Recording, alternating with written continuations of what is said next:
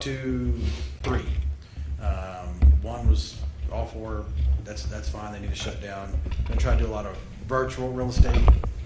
Yeah, they were doing. She was explaining how she can do some virtual showings, and I know it's not the same as walking into the house. One had offered up limitations to just showing one person. So if it's a husband and wife, opening up the house first, keeping the social distancing, showing it just to one individual at a time. I think those are all good. I mean, it's not about the real estate itself. It's about the people that we work for. And if you're about to lose your house and you're trying to sell it and you say you can't show it no more, you're going to lose your house. Yeah. Because the banks are going to take it, and then we as real estate agents take an oath that we work diligently and hard to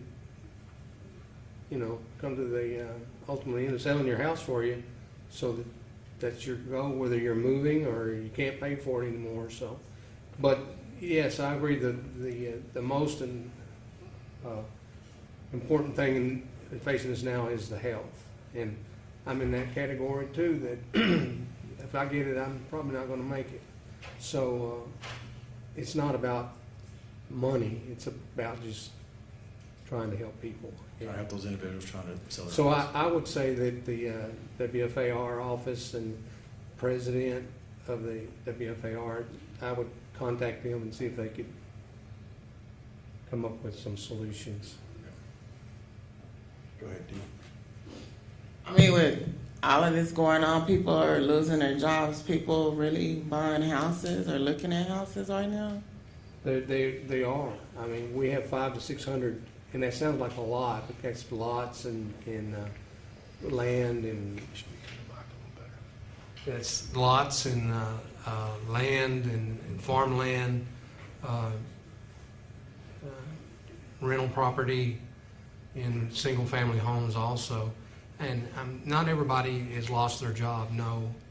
And but there are some that have, and they like a lot of us they've used up what they had saved. So when the payment comes due, the bank wants it. So that's all I'm saying is just try to do what I took an oath to do, is to help people as well as. It's very important, and I'm not against anything that's been said here about the medical. I agree. If it gets out of hand, it's going to be bad. But like you said, I'm not a doctor, so. But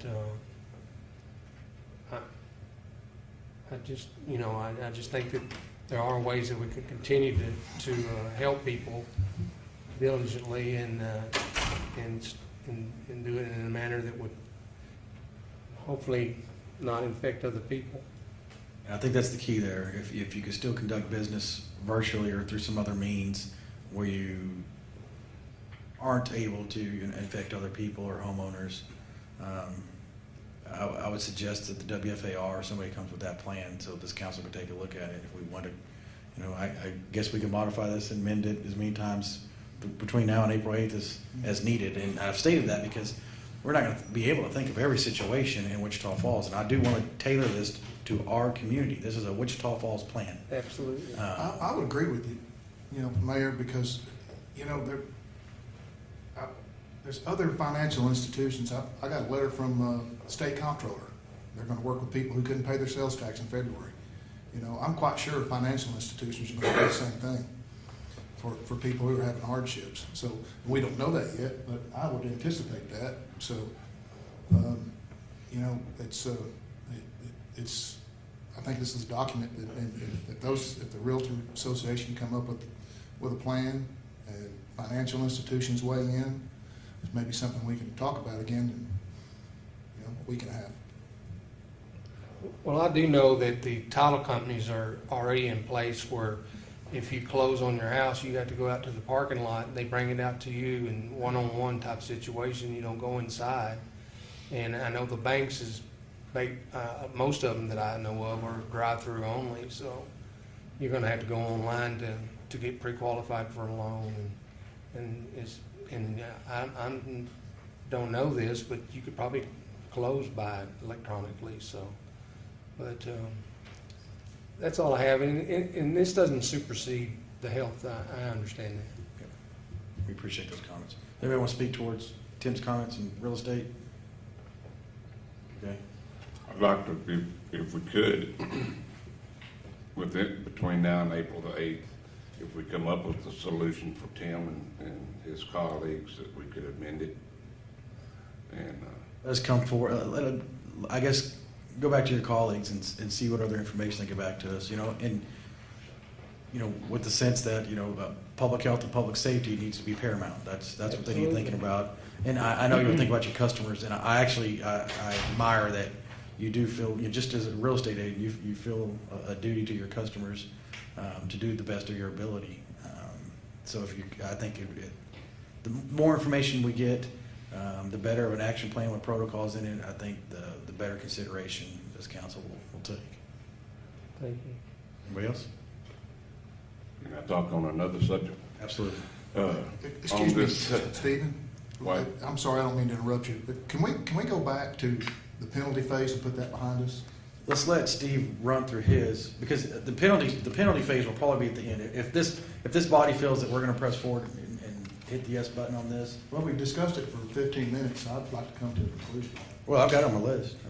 I've got two things on my list that we need to touch back on, but I wanted every counselor to try to get through their portion, if that's okay. Can we encourage non-essential businesses and all to call you, Kenley, to see if they fall under the guidelines, if they're essential or not? We're putting my office's number out. I will be, as well as my staff, answering questions today and all weekend. We'll also be answering questions from city staff. So that's happening, and in fact, I've answered a couple of people already. So we will definitely do that, Council. Yeah, and we're encouraging that in the sense that, I mean, how many calls you had, Bobby? Lost count. Yeah, Jeff, I mean, we're all just, but we're not the legal piece of this. I mean, I'm telling people, I can give you a simple interpretation. If an accountant calls me, I'm saying, yeah, I read that. But it's somebody that's in that gray area, man, I just send them to Kenley's office because there's no way we can make that legal determination. And if they, same thing, just any citizen has the exact same duty as Tim does. You know, if you give us a bunch of information and we feel that, this doesn't affect, other than that, I don't see how we can do that. Another one on the outdoor activities. If we're a bike community, is it okay for families with a 6-foot distancing? Can they still ride their bicycles in their neighborhood, or do they is there going to be a designated area? In the order as it's written today, they would be able to do so. Just The way social I was distancing. taking it, I just wanted to make sure. Just social distancing guidelines. Anybody, I'm just telling everybody, when you're thinking of any of these exceptions, if you find yourself excluded, it's not going to lift the veil of what we want to do with our public health. As a matter of fact, I think it's going to be more stringent upon you if you find yourself in this exclusion. I think you should have more stringent protocols in the sense that we are allowing you to stay open, but now you're the ones going to be under the microscope. Your business or your family or your group or individual, these are the people that need to realize if we bang the gavel and this goes into place, that they're, just because they're excluded or considered to be essential, I'm considered to be essential that comes with a huge responsibility. I'm telling businesses already that say, hey, I find myself to be essential. I was like, yeah, you're on the list. That's going to come with a huge responsibility in the sense that you need to be doing a lot more self-policing. I would say you would have more stringent standards for our public safety, health, and cleanliness and what they're doing with customers. It doesn't mean that you can just let everybody bum rush your business. So, but that applies to exercise too. We just got to use the same protocols as what we're using everywhere else. One other thing, Darren and Kenley, could y'all get with the medical personnel that's here and get their advice on travel, including airports and bus lines? Sure, we can do that. The other thing I'd point out to that with respect to air travel, the governor issued a new executive order yesterday that made some changes there. He identified those states and those hot spots where they are requiring a 14-day mandatory quarantine for anyone flying into the airports from those areas. And the way that's going to work, the Department of Public Safety has a unit that's been designated that will be stationed at these major hubs. So DFW, for example, they're going to take the information as folks exit the plane. So they'll have the manifest of where these folks are coming in from. And then the passengers will proceed to their final destination, such as Wichita Falls. And then upon arrival, they'll be quarantined at the address they provide DPS back at DFW. And then locally, even DPS will monitor those passengers at the given address. So that's been a relatively new change to help this situation. I know the airlines are taking extraordinary measures to disinfect the distance within the planes themselves. They've stopped food and beverage service unless you're on a very long haul trip, etc. On the transit side, we've done the same thing. We have eliminated half of our seats. We're disinfecting just very regularly, looking for folks that may have symptoms and not allowing them to ride the bus. But we'll continue. We will reach out to medical folks to see if they have any other ideas that we can do to make things even safer. And I do know with our local bus systems, we've got people that, go to the grocery store. Right. There's a lot of folks that work at Shepherd that provide the meals for the airmen that utilize our bus system. So we do need to take every step that we can to make sure that mode of transportation is safe and still available. All right. Thank you. John, you're back there. I mean, we've enacted a ton of protocols, but just like I'm saying, everything's living. We're taking suggestions, doing improvements, if modifications, whatever we can to make sure that we have that social distancing, but also being very, very mindful of the fact that public transportation is going to play a huge part still in what we do here in our community. And we just, right now, no recommendation that we should just be shutting down public transportation. No, sir, not at this time. And I would say the FTA continues to provide guidance every day on what we should be doing, what they're seeing with other transit agencies across the United States. Building on what the city manager said about commercial air travel, they're even practicing social distancing on the plane. They have eliminated seats on their inventory available to public to spread people out on the planes as well.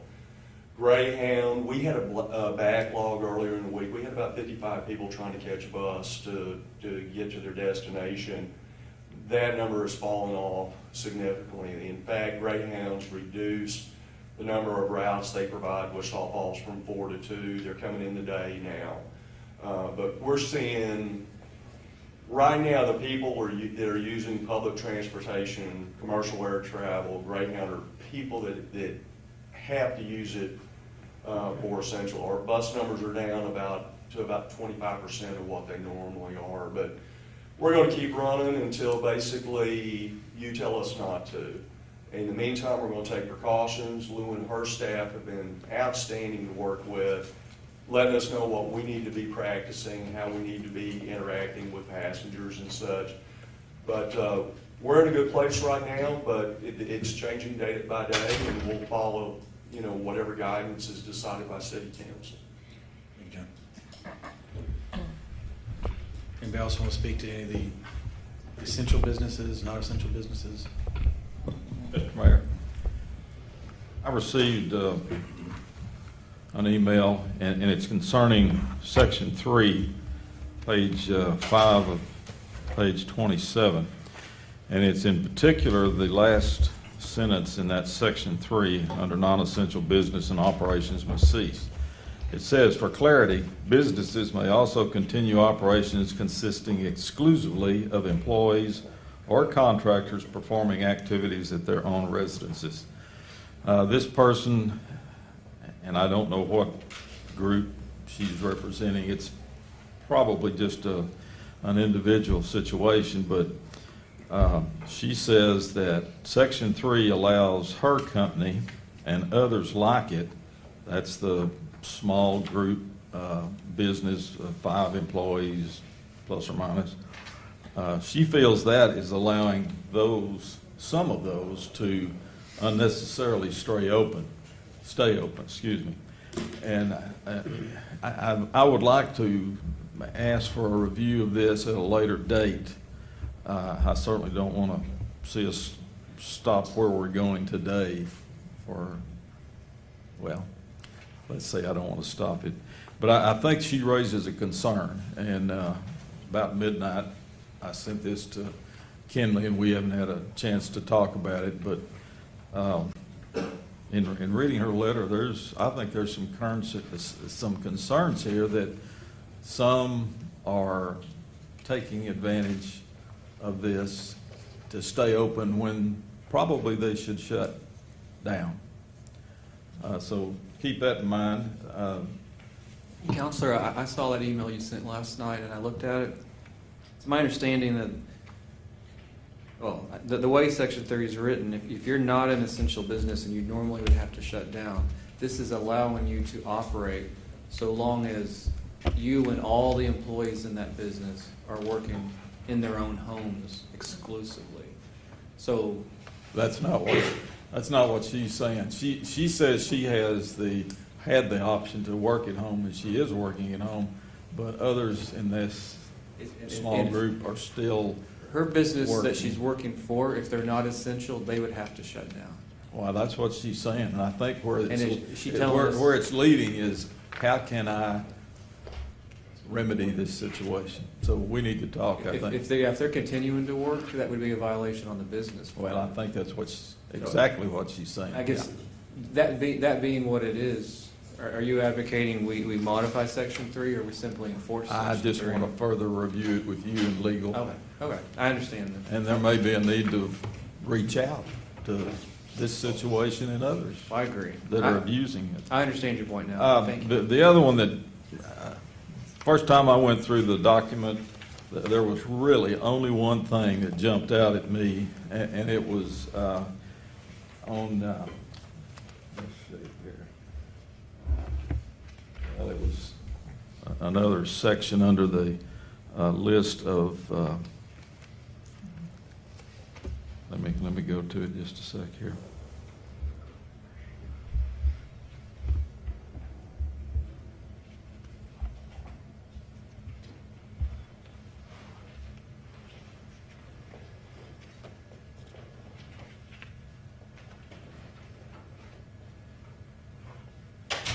Well, I've lost it. It was a section that was dealing with,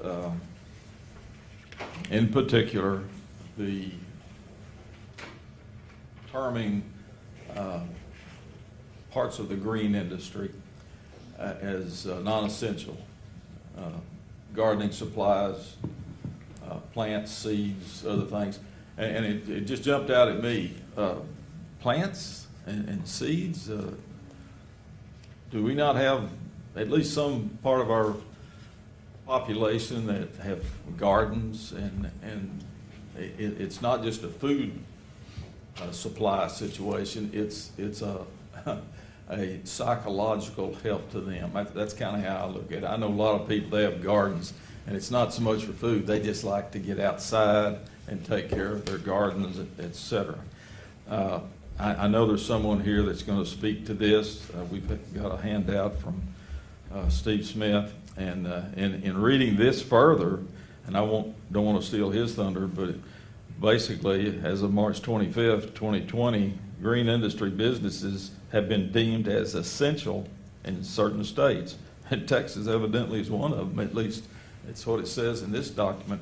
So I'll leave it to Steve to present further information, but I'm just curious about that one too. And just for everyone's reference, that's on page 8. It's under 7B, Roman numeral 2, stores that sell groceries and other essential supplies. Since nurseries, I guess plant nurseries are not essential, we felt that it would be, fairly easy to look at the Walmarts and the Sam's and whatnot. Their nurseries and their garden centers are also generally attached to the main building, but they're easily isolated. So we thought by limiting those stores from selling non-essential items, that was actually doable based upon how the box stores in question sell their greenery. And Councilor Smith, as it relates to agriculture, obviously anyone who's selling anything related to agriculture, that is foods, if they're selling tomato plants, that would probably still be something that would be allowed. Or seeds for gardens that you would result in eating, potato, I'm not sure if they have seeds, but so forth. But that being said, if this council thinks that nurseries are an essential business, that would be something that would be easily amendable today. You would simply amend 7E and add flower and garden nurseries to the essential business list, and that would take care of it. We'd probably want to take out this section on 7B, that one sentence, and remove it if you decided to do so. But it's certainly doable today if you choose to. I think it's also going to be hard to police, Lowe's and Sutherland's and Home Depot of not selling that stuff. Smith Gardenstown reached out to me, and they're already doing, curbside service. They're going to open up an online catalog, and they asked to be considered as well. She just walked out. I mean, literally right before you stayed at this. I don't know if she's going to come back. But Steve's here. Steve's here. Where's he at? Steve's behind Dr. If you'd Drake. like- Oh, I can't see him. That's fine. All right, there you are. Well, Steve, Steve Smith, not Steve Jackson. You want to speak towards this? I apologize for not seeing there, Steve. There's a big monitor in my way. Hiding behind the monitor. Thank you. My name is Steve Smith, Rassmatter Court here in Wichita Falls. One of the owners of Smith Gardentown, as most of you know. Local business which we've been here since 1949, started by my grandfather, and now there are 5 generations. My grandson is now working for us. And the information that I handed out gives status of other states and what they have done. There are also, I've researched other cities, the city of Dallas, the city of Fort Worth. All of those have considered garden centers, or almost all of those have considered garden centers to be essential businesses, and none have mandated the closing of garden centers. We sell a lot of tomato plants and vegetable plants and garden seeds and that sort of thing, and I can't tell you that it's a huge part of our business, but I think it is something that if we are not allowed to sell plants at all, it's going to really impact a portion of the population that tries to grow their own vegetables to feed their own family. So if that could be worked into the ordinance in some way, that would be great. If not, and I'm going to honor whatever you guys decide. I mean, it's hard for me to get up here after these doctors have spoken. I have a son who's a doctor in Fayetteville, Arkansas. He's a family practice doctor. He's seeing 50 to 75 sick patients a day, and he's sick today. I have another son who is a medical professional here in Wichita Falls. So I certainly don't want to see anyone get sick. I watched our father die from idiopathic pulmonary fibrosis a few years ago, so I know that lung disease is probably the most horrendous way that someone can die. He had 3 cannulas in his nose, trying to get enough oxygen into his lungs to hang on until he just couldn't anymore. So whatever decision you guys make, I will honor that decision. I would just ask if we are not to be considered an essential business, we have to have the ability to bring some of our employees in order to help maintain the plants that we have. We have many thousands of plants. We're stocked to the gills. Our peak season is March 15 to May 15, so we're full of inventory. A lot of those plants are in small pots. They have to be watered on a daily basis. If we're not considered essential the way I interpret the ordinance, I can't even ask employees, or my employees won't have the ability to come to the business to help maintain those plants, water those plants. It'll take a half a dozen people just to do that, to try to keep things alive until we're able to get over this and get back to some sense of normalcy. So, you know, I had a lot of information that I was going to throw at you, and I was going to plead my case as much as I could, but after hearing the medical community, it's hard for me to make a big argument for you for that. But anyway, I'd be glad to answer any questions that you may have.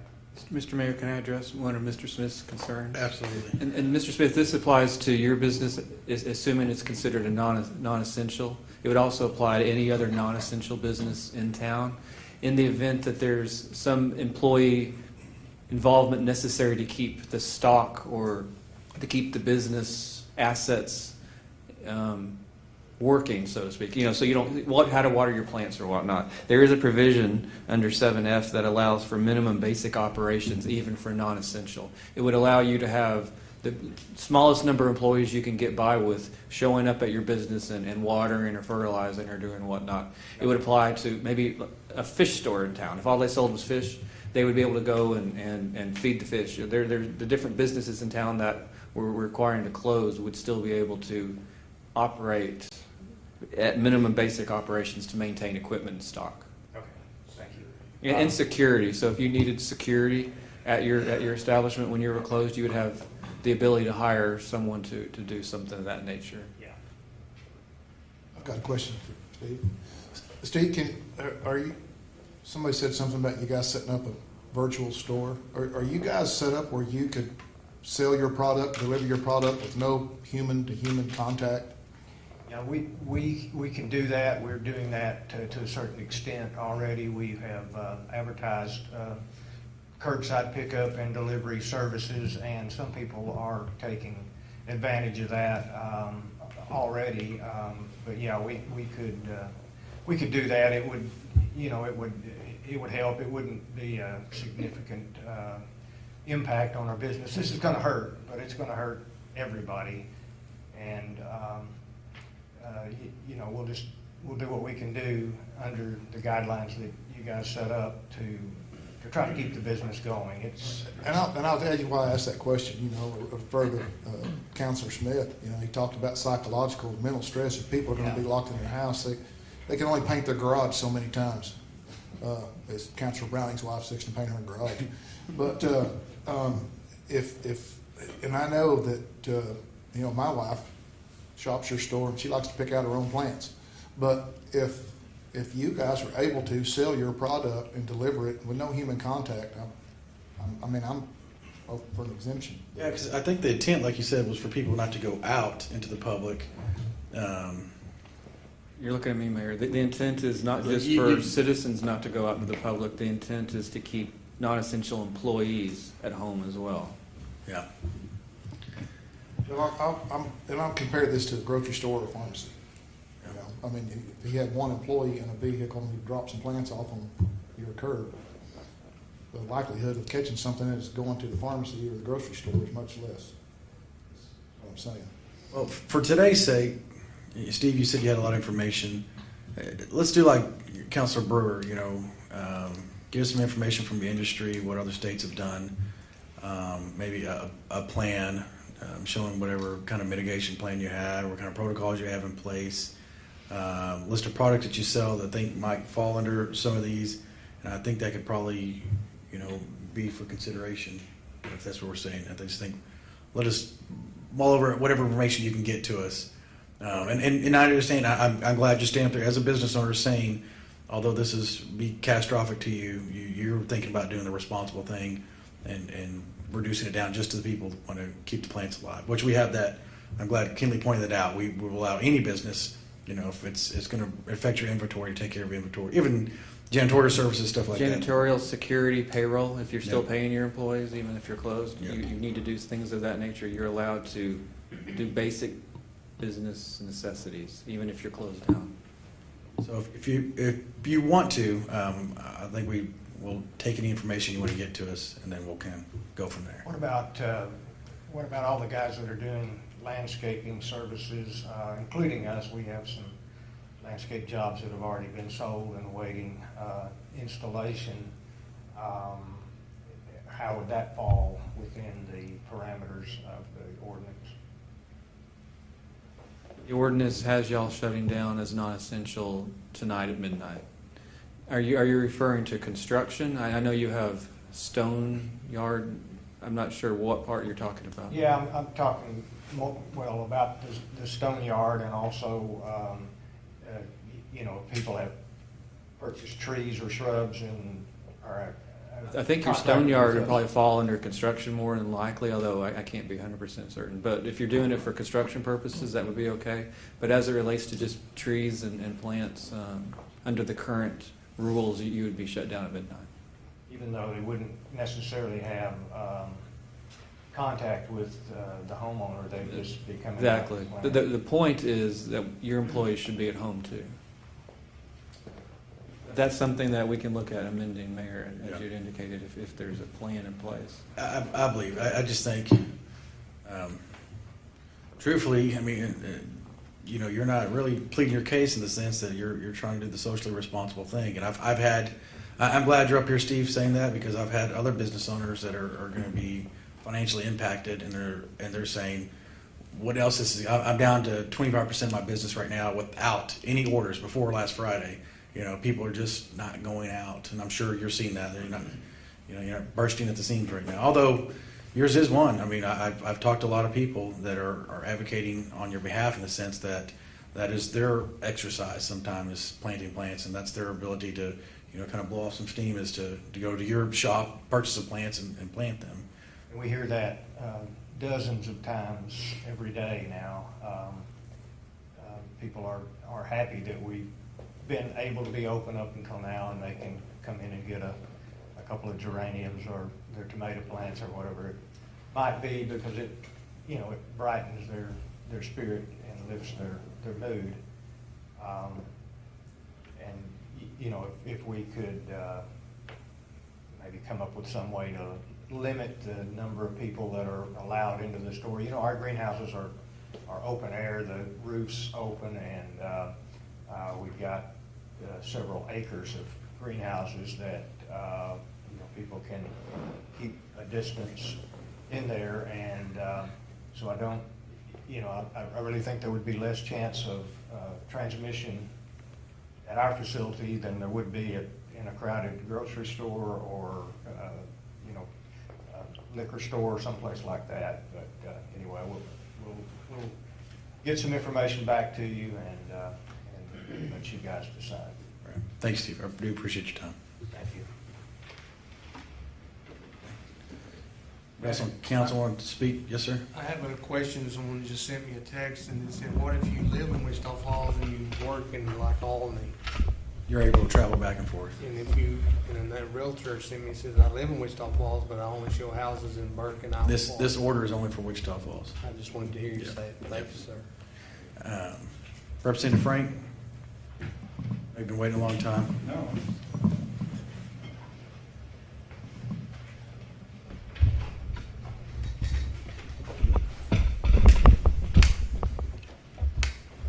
It's a lot less intimidating to be up there than it is back here. And I appreciate y'all allowing me to talk, and appreciate what y'all are trying to grapple with. It's tremendously important. I hope my words come out right, because it's not because of what I have to say is important, but because the decisions y'all are making today are huge and have an impact on a lot of people, regardless of what is decided. And really, there's a lot of people trying to make decisions right now on information that changes literally every day. I feel like we're all in some ways flying blind. We're getting a little more information every day, but the decisions are having to be made today, are having to be made in real time, whether you have the information or not. But it's not just y'all making decisions. Obviously, we got business owners and trying to decide, who to lay off, how to handle things like that. We have, honestly, we do still have people with other non-COVID health questions that we basically have put on hold for the time being. We have employees that have lost their jobs that have no idea what's next for them. So it's important that we keep all of that in mind, I believe. Let me first brag on what has been done. Frankly, there's been a lot of actions taken by this council already that has dramatically changed the behaviors in this town very rapidly. It's easy to talk about the exceptions and people that have not done what they were supposed to, but the vast majority of our citizens have done exactly what they've been asked to and gone above and beyond. To take it a step further because of bad actions of a few, to me, is a bad reason. There's other reasons to take it a step further, but to make that a reason to take it a step further is, I don't believe is fair. I also want to make sure that nothing I say makes it think that I don't think social distancing, has been very successful so far, continues to be very important, and will continue to be a part of our lives for an unknown amount of time, but probably a long time into the future. Social distancing will continue to be something that we're going to have to practice in a bunch of different ways, regardless of what the federal government does, regardless of what the state government does, regardless of what the city government does. It's going to be important. It does kind of bother me, some of the folks that have testified today and act like nothing has been done to date. I think people who have already closed their business, have lost most of their employees, or are out looking for a job would beg to differ and say that there has been a lot of activity to date, that this is not something that people have just now discovered. There is a lot of action that has been taken. I appreciate the passion for those who are dealing with the healthcare issues, but let's also not pretend there's not a lot of action that has already been taken. Doesn't mean that we don't need to take more, but let's not act like today is day one. Today is actually 30, 40 days down the road in us making decisions. And again, more need to be made today, even though we still don't have all the actions, or all the information, excuse me. I just want to give a brief background of what I know and don't know. I'm a business guy, finance guy. I'm not a doctor. I am on the public health committee for the state of Texas. I've sat through 5 hours of testimony with some of the smartest people in the world, figuring out what was going on around the country. I will tell you though, that was years ago, because it was 16 days ago. And the information at the time was very concerning, very, very concerning. There was a 3% mortality rate, maybe 4%, depending on what the numbers were. There was a lot of optimism that it might go lower. And frankly, a lot of the information over the last couple weeks have made us think that that mortality rate is going down. You heard some estimates around 1%. That is all still unknown. It could be 1.5, it could be 0.5. We don't know until the testing kicks in even more. What we do know is it's very serious. What we also know is it's not as serious as we first framed it. It's not, anyway, I'll leave it at that. It is still a very serious thing, and nothing I say should be taken as thinking that this is not serious and this is not something that we need to take action on. That being said, the action that we take matter very much. I read this, and frankly, the reason I read it, it was fairly easy to read because it's very similar to what Austin did at the start of the week, and I read Austin's and was very, very confused with it then. And I'm not saying it's the only thing that was done. I know there was many tweaks, but the main framework, I believe, am I correct in that? Yes, sir. Okay. I was like, hey, this is going to be faster to read than I thought tonight because I had already read it several times. And one of the things I tried to figure out when I read Austin's was, what business is not an exception? Are you asking that question now? Well, no. I'm asking you to ask that question to yourself. What business is not accepted? Okay, and so because I think I think it's just it's a question that we need to ask ourselves of what are we really doing? Because in my estimation, the governor has already got us in very similar to what we're talking about here, which is you're supposed to go to work, you're supposed to go only to essential services, you're supposed to go to the grocery store, frankly, you're supposed to go pick up takeout. I guess I need to know, there was some comments made earlier that we need people to stay in their houses. I just posted a couple days ago that we want to help people in restaurants, so go out and grab food, don't touch anybody, but I see that we continue to have them as essential businesses, so I assume we're trying to do that, but then I hear us say, we want everybody to stay in their homes, they can't drive in a car. Well, if there's no medical risk, why is that something we do? So anyway, But I digress. There's a couple things that I think we need to look at, and I'm going to get into recommendations. And I'll promise I'll probably less than 5 minutes, and then I'll be done. Some of the things in here, and we've already mentioned them today, truly need to be looked at before we put this into law, I believe. I think it is, some of the things, intentionally or unintentionally, are extremely unfair to local businesses. Because of the exceptions, essentially, as you point out, the big box stores can sell a lot of things that you're going to close down locally owned businesses for. So Smith's Garden Town, you're closing down, but yet the big box stores are going to sell the same thing. Theoretically, they're not, but we also say we can't enforce that. Maybe it would make sense in that case to say the big box stores can't sell that, and Smith stays away, and you actually help with your social distancing, because in the conversations we've had, Mayor, the biggest issues we're having right now in social distancing are at the big box stores. So anything we're doing right now that is closing down businesses and pushing more people into the funnel of big box stores, to me, goes against science and goes against social distancing.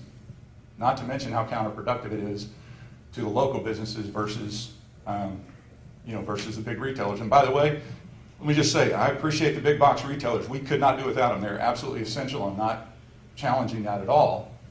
But let's do it based on what helps us with social distancing, not what makes us feel like we're doing as much as possible. When I looked at it, you can set up an appointment to buy a car, but if I lose my job, I can't list it with a realtor. That's pretty inconsistent, and I think ought to be fixed. Why can I go buy a car, and I'm not against that, because frankly, as long as you can do it in a way that is not causing a transfer of the disease, then I think that's a great thing. But then all of a sudden we can't sell a house, even in the event, even though we know that there's going to be many people needing to do that. So I can have somebody mow my yard, but that same person can't earn a living by trimming a tree while they're there, and again, in a way that is not creating any health problems. Last but not least, my favorite liquor stores are essential businesses, but I can't buy plants to plant with my kids in my own yard. It just seems like some of that stuff needs to be looked at. And I know y'all are looking at that, and so I don't mean to be overly critical, because you guys just got it at the end of the day. Kinley, great job putting it together. But I would just ask y'all to take the time to get it right, because not only are you going to have what gets put down in law, then you're going to have to communicate it to people, because most of this is going to be on the honor system, as we know. So complaining about something is not good unless you say a recommendation, so I'm going to at least tell you what I recommend, fully recognizing that I don't have a vote here, and it is totally y'all's call, and I understand that and defer to y'all in that. I think, as we have done for the 8 or 9 days since we started in earnest, we need to continue to enforce social distancing. I keep hearing people say, these people aren't following it. Well, then enforce it. We have the ability to enforce it now. If we need to pass something today, call it shelter in place, enforce more, please. The responsible people, the people that are doing the right thing in this city, want that done, I think. So enforce more. And frankly, continue to train people on what is enforceable and not. We were having a discussion yesterday, and there was still discussion by some of the people enforcing it as to what the last order was. Now we're talking about changing an order, and frankly, we're just going to have a whole new set of questions are going to come up in terms of trying to help people understand what they're supposed to be doing and what they're not. A few questions I'd ask you to consider, and then I'll wrap up. Would the changes that you're making today have impacted any of the cases, of the confirmed cases? And I believe the answer is no. I don't think any of the cases that I've seen so far, and that's something somebody else can answer, I don't think any of the cases... State that again. I lost the train. Would the actions that we're taking today prevent the spread of the diseases that, when we're seeing confirmed cases, would the actions today have prevented any of them? And from my knowledge... And if we would have enacted this earlier, is that what you're saying? Yes, or? yes. Okay. Would it have? And it may have, but my understanding of where they were in terms of travel related, or the ones at the clinic, all the ones that I'm aware of, would not be impacted by these. And frankly, because I don't know which businesses actually are shut down, because I think there's not. So it does, and then does it address the real problem of community spread at our box stores, or does this funnel yet more traffic into those same box stores that are going to create the spread. So last thing I would just say, I think I've heard people say, well, let's just bite the bullet and we'll go 2 weeks, 3 weeks hard, and then this will all be over. That's not the way this is. This is going to be this is a marathon, not a sprint. And so I would just ask y'all, as you consider what to do here, to realize that probably what you put in place is going to be in place for a long, long time. I don't know how long. If somebody comes up, we got awesome medical professionals. If they come up with a vaccine, then we'll all be back to normal. But the social distancing is going to be a part of our lives for a long time. We need to make sure that the people in this town are a part of the city and a part of our lives for a long time as well. So I would just close by saying I would like, you were talking proposals, I would suggest to the city council to at least consider that any locally owned business or any business that will follow the social distancing guidelines that you set out stay in business. If they are following those social distance guidelines, they stay in business. Right now, we're basing it on what you sell. So if somebody sells an essential service but doesn't follow social distance guidelines, are they just saying, hey, I get to stay open because I'm an essential business? I think we need to focus on whether or not somebody is following what the city council and what the medical professionals are asking them to do to keep our people safe, as opposed to what is on there right now. So thank you all for your time. I'm happy to answer any questions, but I'm not sure I can answer them. Yeah, and I'll agree with you in the sense that, like I said, if you find yourself on this essential list, you have a greater responsibility. It's not like we've lifted the veil of responsibility. We're actually heightening that responsibility in the sense that we are talking to the big box stores because we know what we're creating. We know what it's created. When you have a United Supermarkets that has a 40-person line waiting outside, we as the public officials and with this enforceability probably need to pull the trigger a little bit more. I feel like the council really, for the next 3 weeks or 4 weeks, however long, I mean, this could last a long time, you're essentially going to be in the business of determining not who's doing social distancing well, but who qualifies as an essential business. And I think most people would argue that their job is an essential business to put food on the table. Now, again, with social distancing, I'm not suggesting any of that stuff go away. If you can't do the job with social distancing, then you have to stop. But what they make being, the fact that, some people make, hospital equipment that may or may not even be used in COVID, and that's essential, you get to stay open. It's almost like you just got the lucky. Which makes the checkbox. same argument for bars because our governor took care of that. I mean, you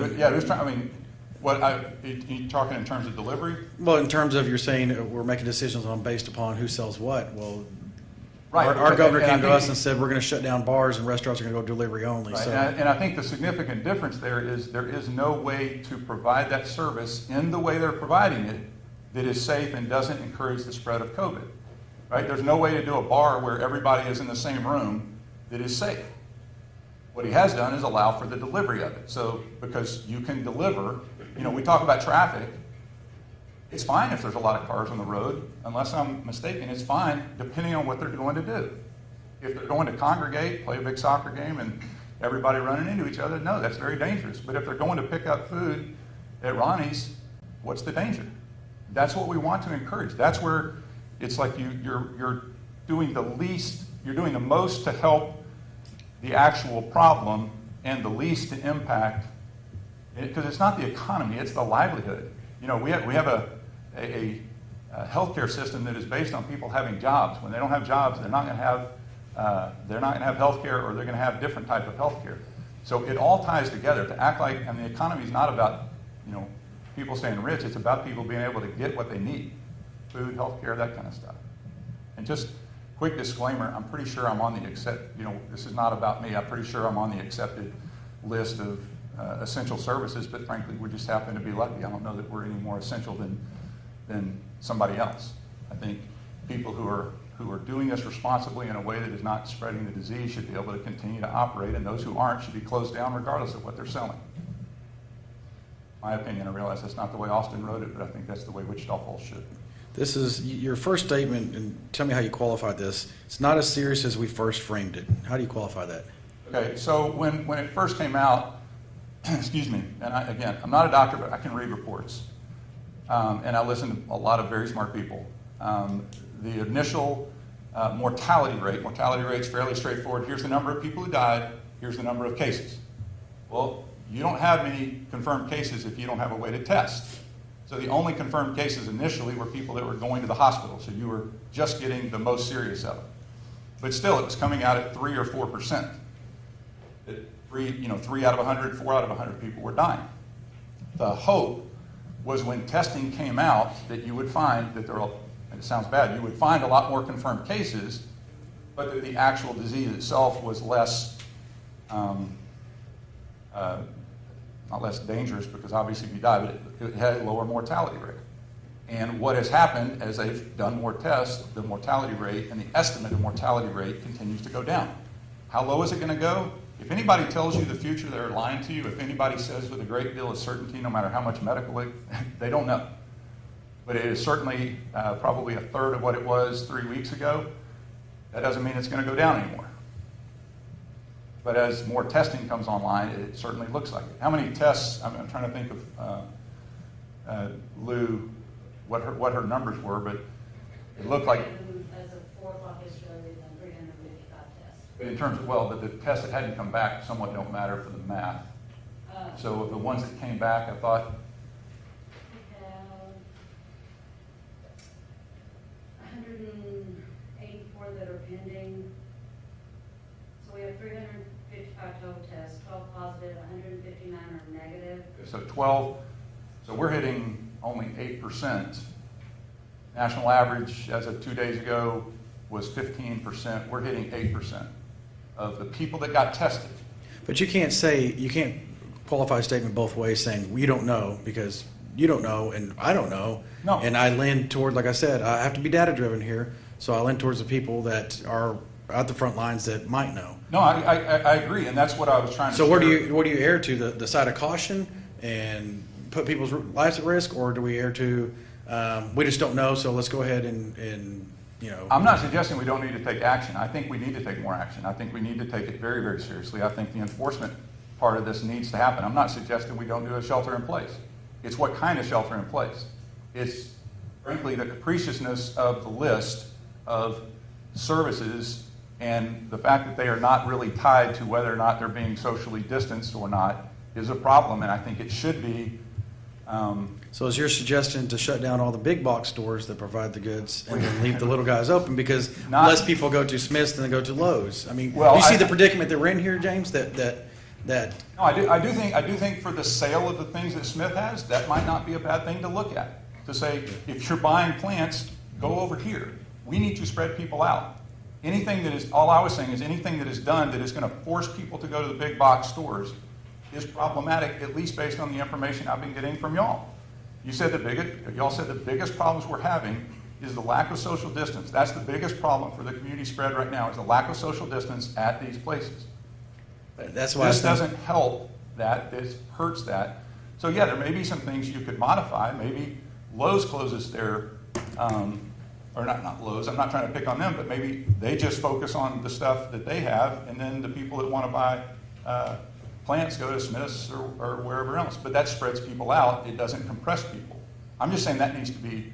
Yeah, I think the enforceability is a huge part, and that's why we asked Kinley. The Class B misdemeanor to me seemed like the only way I can enforce this is start throwing everybody in the pokey. I don't think I wanted to do that, but I think it's a lot more enforceable, and we still have to discuss that piece. We still haven't got back to Bobby an hour later.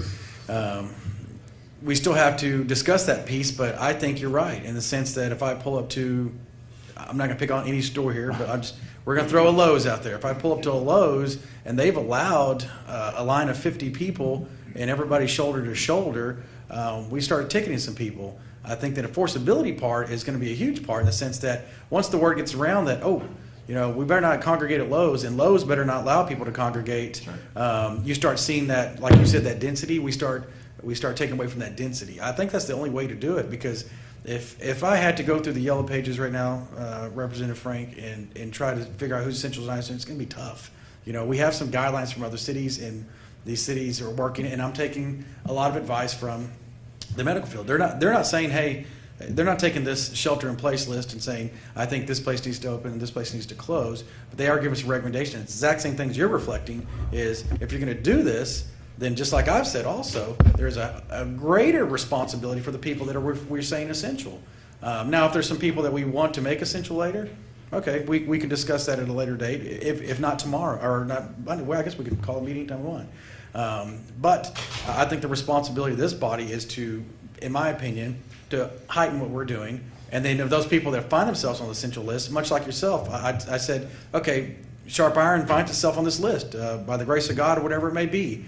But we're also going to come to you and say, James, we want to see what kind of protocols you have in place, because just as easy it is for it to leave you on this list, it's just as easy for this body to strike you off the list because you're not responsible. Not because of ticketing, but we might say this is something in Wichita Falls that people just cannot wrap their arms around. Now, the United Supermarkets, they're providing food to individuals.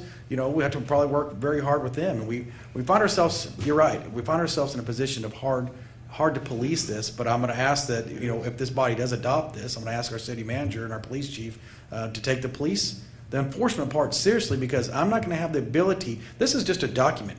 This is a document I signed. You know that. You sign documents all the time. You pass bills. This is just a document.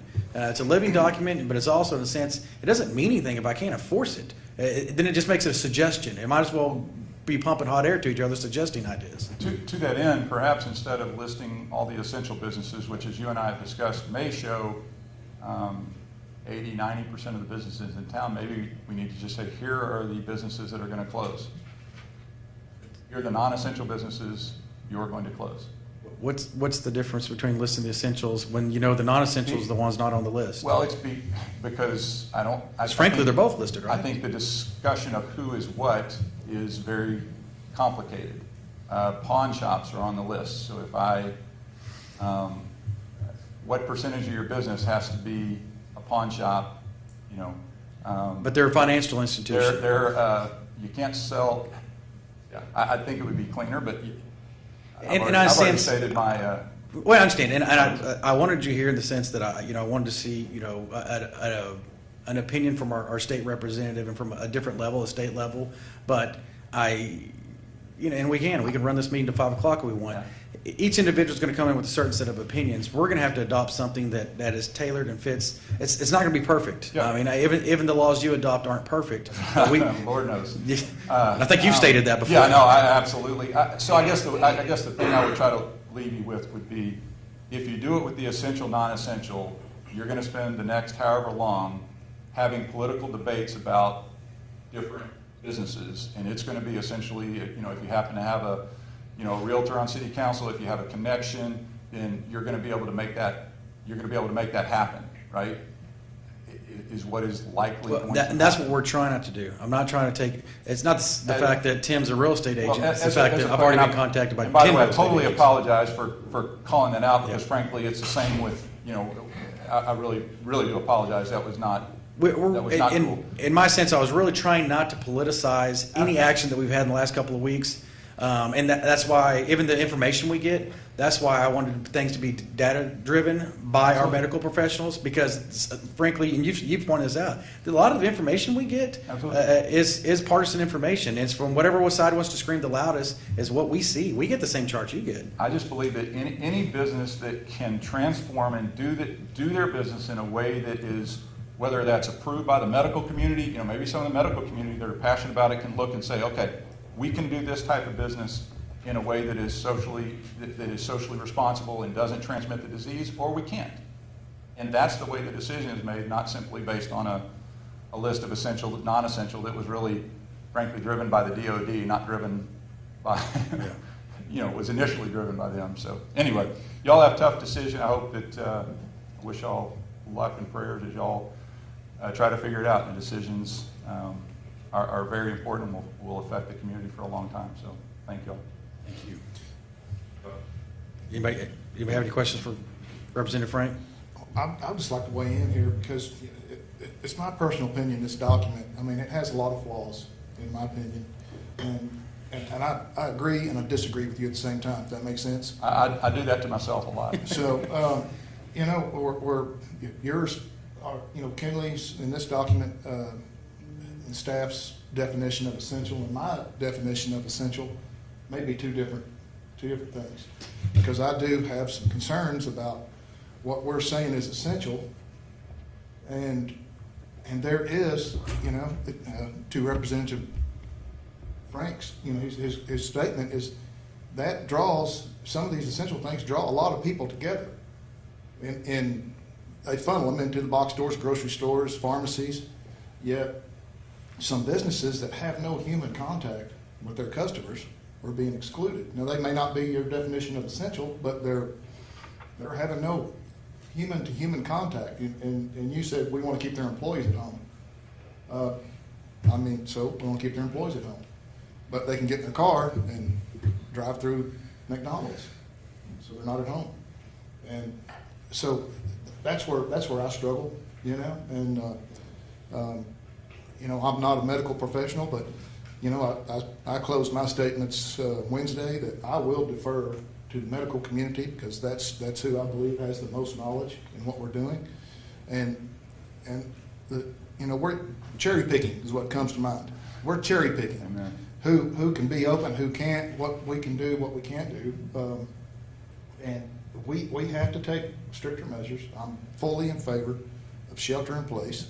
We can walk through the park, but you can't walk down the golf course. I don't see the difference.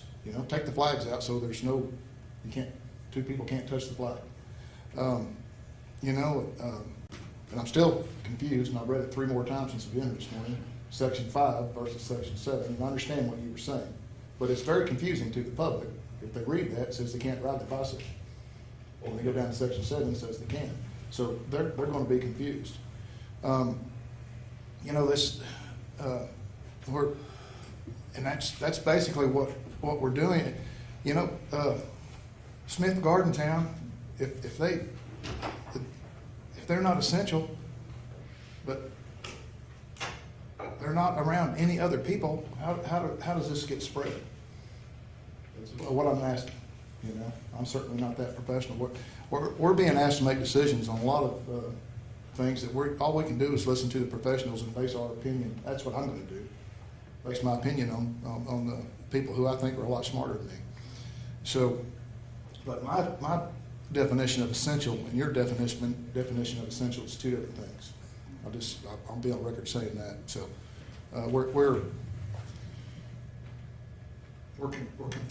we're confusing ourselves with this document. And by the way, I guess we might go ahead and order lunch. I think I'm not going fishing today. I don't think.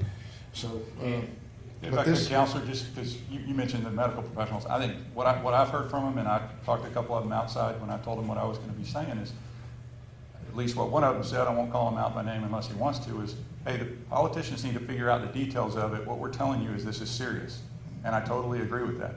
It's very serious, which is why we need to do it right. But it's also very serious to close down a business that is not creating a risk to the public. That's my point. That's tragic as well. And I'm saying, so keep working through it. Keep and that's why talking and working through it. That's exactly what I'm saying. I agree with you 100%. If there's a business working from home that's not essential, why do we care? And that one is accepted, by the way, in the current document. That one's able to be in there. I think where it starts to put a lot of people out is somebody who they're doing the social distancing, but they don't happen to be on this magic list of essential and non-essential. And again, if you look at the origins of the essential, non-essential list with yes, it came from staff, but it came from staff quickly, and it comes from old DOD. So if you're making military supplies and all this stuff, I'm like, it's not really it's not the reason a business needs to be in business or not now. It's what risk is it on COVID. If that's the reason they're closing, then let's do it on COVID risk, not on basically a former DOD document. I would say that businesses that have a lot of employees in close confines, sharp iron. How many people sit underneath that roof per day? Don't ask me that. A lot. Let's see. It depends. There's 60 in one and 50 in the other. I mean, those are decisions, like I said, this has to be tailored to our community in the sense that, you've spoken several times about the economic impact, and I understand that. I'm not blind to that. I'm not ignorant to the economic impact that we have and what this might do economically, but, I think our medical professions, what do you think the financial implications are if this event is prolonged? What does that do for our community? Am I concerned about the economic impact? Yeah, I'm almost concerned more about I'm more concerned about the human toll that it takes. This is not the only thing going on right now. It is the most important. It has to have a good plan, but it is not the only thing. People are, more people dying from heart attacks every day. Cancer treatments need to go on. There's a lot of other things that need to go on, and people need to be able to pay for that. It doesn't mean that we don't all need to understand and we all don't need to change our lives over this. So I'm not trying to downplay the importance of it, but this is not the only thing. And so you have to allow some of that other stuff to happen. I mean, there's, I do a lot of work with CPS. What's happening with child abuse right now, we have no idea. Number of reports are down, but that's because people aren't that's because you don't have adults there. There's more than one thing going on right now, but you wouldn't know it from social media. And that doesn't make this not important. I'm not blowing this off at all. This is tremendously important. Lives are at stake. But every decision has consequences. And absolutely. You mentioned legislation. The unintended problems of legislation quickly passed typically are more severe than the ones when it's well thought out. I agree. Difficult decision that we're going to have to make today, and I think I know where. And I'm glad y'all make it. And like sometimes I ask you, you want to switch jobs, and at this point you're probably like, no, I'm a 2 on that. don't want to do it. I understand, and I the reason I wanted you here is because we do hold you in high regards, and you are a state representative. I wanted your perspective because you do lend a different perspective, not just 4 doctors come up here. And I'm not calling the doomsday doctors, but they give us some good information. But and by the way, I agree with the doctors. It is important. It really is important. But most of the doctors are telling you from a clinical standpoint, not from what are the consequences of this law? Right, but I think this action, what we need to work through. This action is not just the consequences, but the health consequences is what this action is for.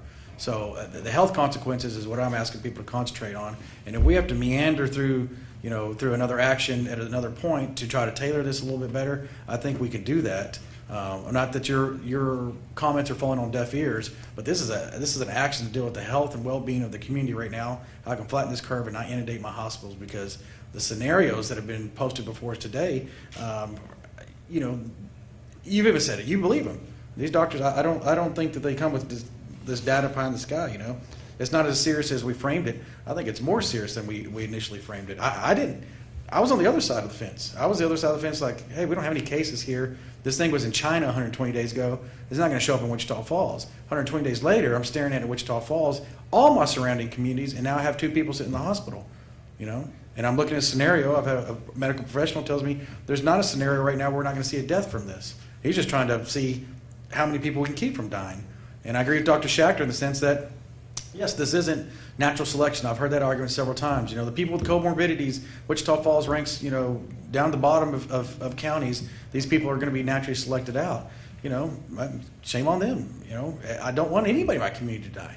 I really don't. If I can put an ounce of prevention out there, I think that would be the best thing for it. And I do agree with you. We do need the debate in the sense who's essential, who's not essential. If we say they're essential, what is that actually doing? Is it preventing? Do we need to step up our enforcement aspect? Do I need to get with Lou and say, hey, maybe we need a representative of every big box store making sure that this happens? Do I need the police chief telling everybody, start hanging out? There's a lot. There's so many moving parts, and like you said before, it changes tomorrow. Yeah. And changes the next day. You could do the shelter in place today without yet making the decisions on essential business and figure out which ones you actually want to do, because frankly, that is going to be the thing that is going to occupy y'all's time, is working through those. Absolutely, and that's the problem. And when you message it today, if you pass this and you message it today, people aren't going to know tomorrow whether they should close down or not, because most people haven't read it. They're not going to know, and you're not going to have a chance to message what is and what isn't closed down. We are having the chance, and that's the deal. We understand that as soon as we pull the trigger on this, we're going to get flooded with either essential or not. And for the most part, it's put in there. There are the people, I say, the gray area, that we're going to defer to legal, and legal's going to make the determination. And if legal feels the sense that we need to know about that, and we need to probably come back and act on that. The good thing about these declarations is that we can, within a couple hours, we can always reconvene and make a change. It's because, and I'm glad that we have that piece in emergency management because it's fast moving. Like you said, we met just a week ago and put in a set of standards, and our set of standards, they changed quickly in the sense we were hoping, I think we hope and pray, the medical professionals were giving us some advice we probably weren't taking very serious, but I'm taking their advice very serious. I think you said out in the hallway and you heard the testimony of the people that it's not just the COVID patient, it's not just Wichita County, this is a regional problem that's impacting my hospital, and now I'm going to have COVID patients are now going to be affecting just simple people that should be getting simple treatments and going home. They might not have that ability here come mid-April because we haven't taken any action. So we're going to take some action. And, I'll tell you this, it's a living document. We can make as many changes as we want to this. And I'll tell my council, as many times as we need to do this to get it right for Wichita Falls, we will.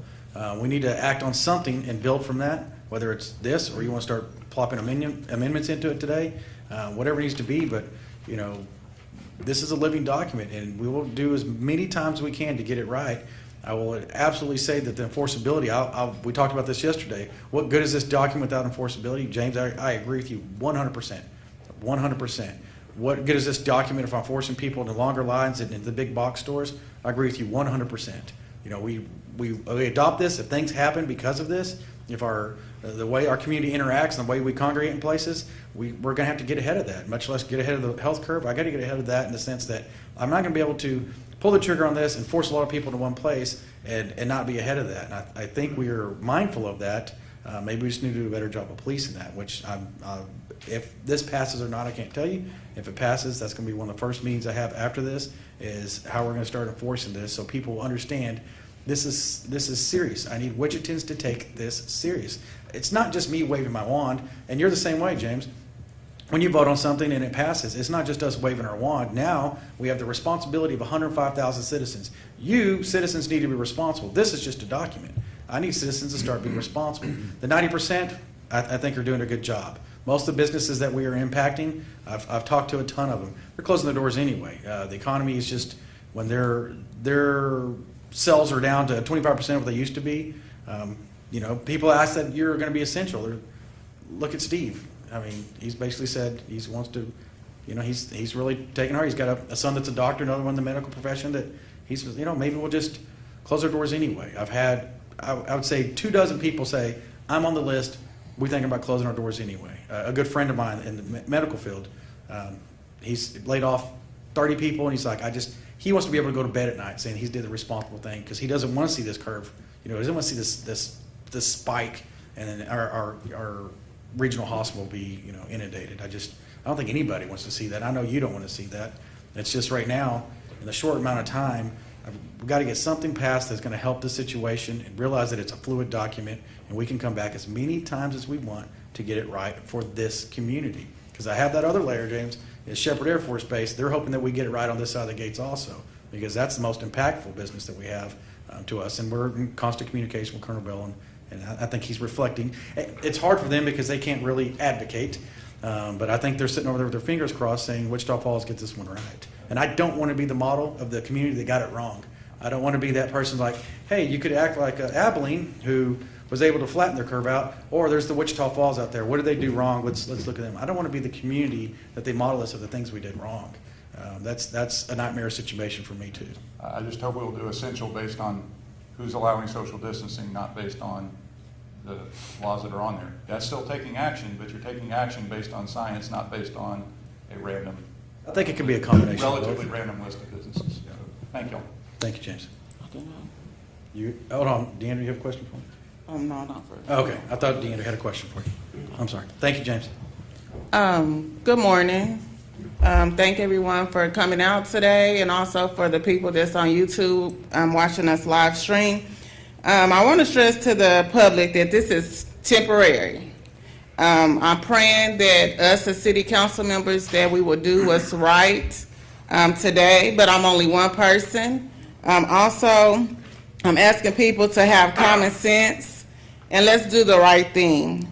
I realize as a public official that we're not going to make everyone happy, but also realize that we do have a job to do as an elected official.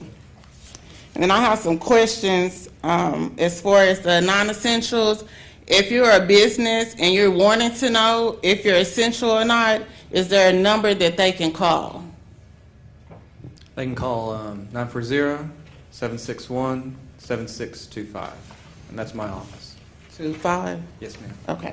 And then also, is there any way that we can have some type of list, a specific list, also maybe that we can put on the website where people can go to who might not want to call? I believe Lindsay, our PIO, is putting that together, and my office also has a list as well, and we'll have both of those posted online today. Okay, and then this question is probably going to be for Lou. I know we talked on Wednesday about if we had a community spread case, that we would talk about shelter in place. Didn't we have one? I thought that's what I read. We have not had what we consider community spread. So community spread is defined as when we do our case investigation, we cannot tie that case back to either a previous case that we had prior or travel. It would mean that there was a case in the community that we couldn't find any source of infection. So it's someone that they haven't been around someone who is sick, or they haven't traveled outside the area or been around someone from outside the area that was sick. So by that definition, we have not. I did want to provide you with some updated numbers just to make the point of how rapidly this is changing. So since we put our numbers out last night and this morning, we've received 3 more cases. We've had one of our cases that was recovering at home that's had to be hospitalized. So we currently have 15 cases, and 4 of those are hospitalized. We're completing the information on the 3 that we've received, and we'll put that out later today. But I think that just proves the point of the modeling that the physician has done, and through the community, that this is an ever rapidly changing, and we will continue to see additional cases. When you look at Tuesday a week ago, when we had council, we had 0 cases in this community. And today, as I stand here, we have 15. And I think that we have to look at that, and we have to take extreme measures to slow this down and reduce the number of places that we have people in contact with each other. And so we can debate what business is essential or isn't, but if we don't take some step to reduce those individuals who are out in our community and are visiting these locations, then we're going to be at the point that's in the graph that the physician has put together in that chart, or we're going to be worse. And so I just really implore y'all to look at what's going on in our community today and where we need to be and what steps we need to take today to make that difference. Thank you. Okay, well, she said we do not have a community spread, but for me, I would rather for... I would say that we don't have a community spread that we know about. Okay, well, that we know about. That we but know for about. me, I would rather think at be this safe point than sorry. I think it would be foolish at this point for me to stand here and say that community spread is not occurring. I would just say that as of those cases that we've investigated, we have not found one that we can't trace back to someone or something else. But I think at this point it's safe to say that community spread is occurring and it's there. We just haven't found it yet. Okay, thank you. And I have some questions. I don't know, maybe Kinley, you can answer these for me. I have a few of them. One of them is a VA, like people that live here travel to Oklahoma for appointments. Will that be an issue? That will be okay. Okay. And then the lunches, the school district, they're doing the lunches where the kids can get them off the bus. Will it be a problem with the kids still being able? Okay. And then also, I had a question. Someone said, how is a liquor store considered to be essential but not the church? We took essential as I guess as Representative Franks kind of alluded to, based on a Department of Defense, Homeland Security guidance as it relates to how to deal with COVID-19 response in your cities, and we took that, and that memo came out from Homeland Security on March 23rd, 2020, and they specified numerous different industries and whatnot that are considered essential. One of them being food, beverage, agriculture, and based on that guidance, that's why liquor stores are there. It's a little bit strange, I'll grant you, and I don't know, Lou, is there any other reason that you're aware of why those would need to stay open or not? Dr. Von Gray, The doctor. if I can speak to that. If we want to find out how many people are alcoholics in the town or in any town, you shut the liquor stores down. When someone with a medical condition like alcohol dependence does not have alcohol within a 3 to 4 day span, they can go into withdrawal, which can be life-threatening, and develop a medical condition called delirium tremens. If we shut those stores down, and I love Jesus, but if we shut them down, then we will get a flood of patients into the emergency room that will take critical beds up to a week to 15 days to completely detox. It would be safer for the community to leave those open and close churches, as I recommended to my own congregation, for the safety of the community. And I'm glad that was the answer you gave. That was what we had heard when we wrote this, and that's why I was hoping Lou was going to be able to say that. Doctor, thank you for that. I've got a question for that. Hold on. I got about 2-3 more things. And as far as like the essential jobs and stuff, I know I have some friends who live in the Metroplex, and their employers have wrote letters with the letterhead saying that I work at wherever, and if they are to get pulled over, what type of documentation will they need in case something like that happens? In Wichita Falls, based on this order, they will not need documentation. We will not be pulling people over and asking to see their papers as to whether they're essential or not.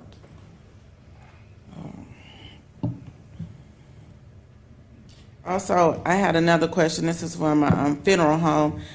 He said if they're having like a service, and I know the ordinance says no more than 10 or more people, but he said if it's at a church and the officer was to come in, who would get the fine? Would it be the funeral home or would it be the church? Could be the funeral home, the church, and everyone present. Okay, so both. And then also, someone asked, do you have to apply for exemption to be an essential worker? No. Let me make sure I'm done because I want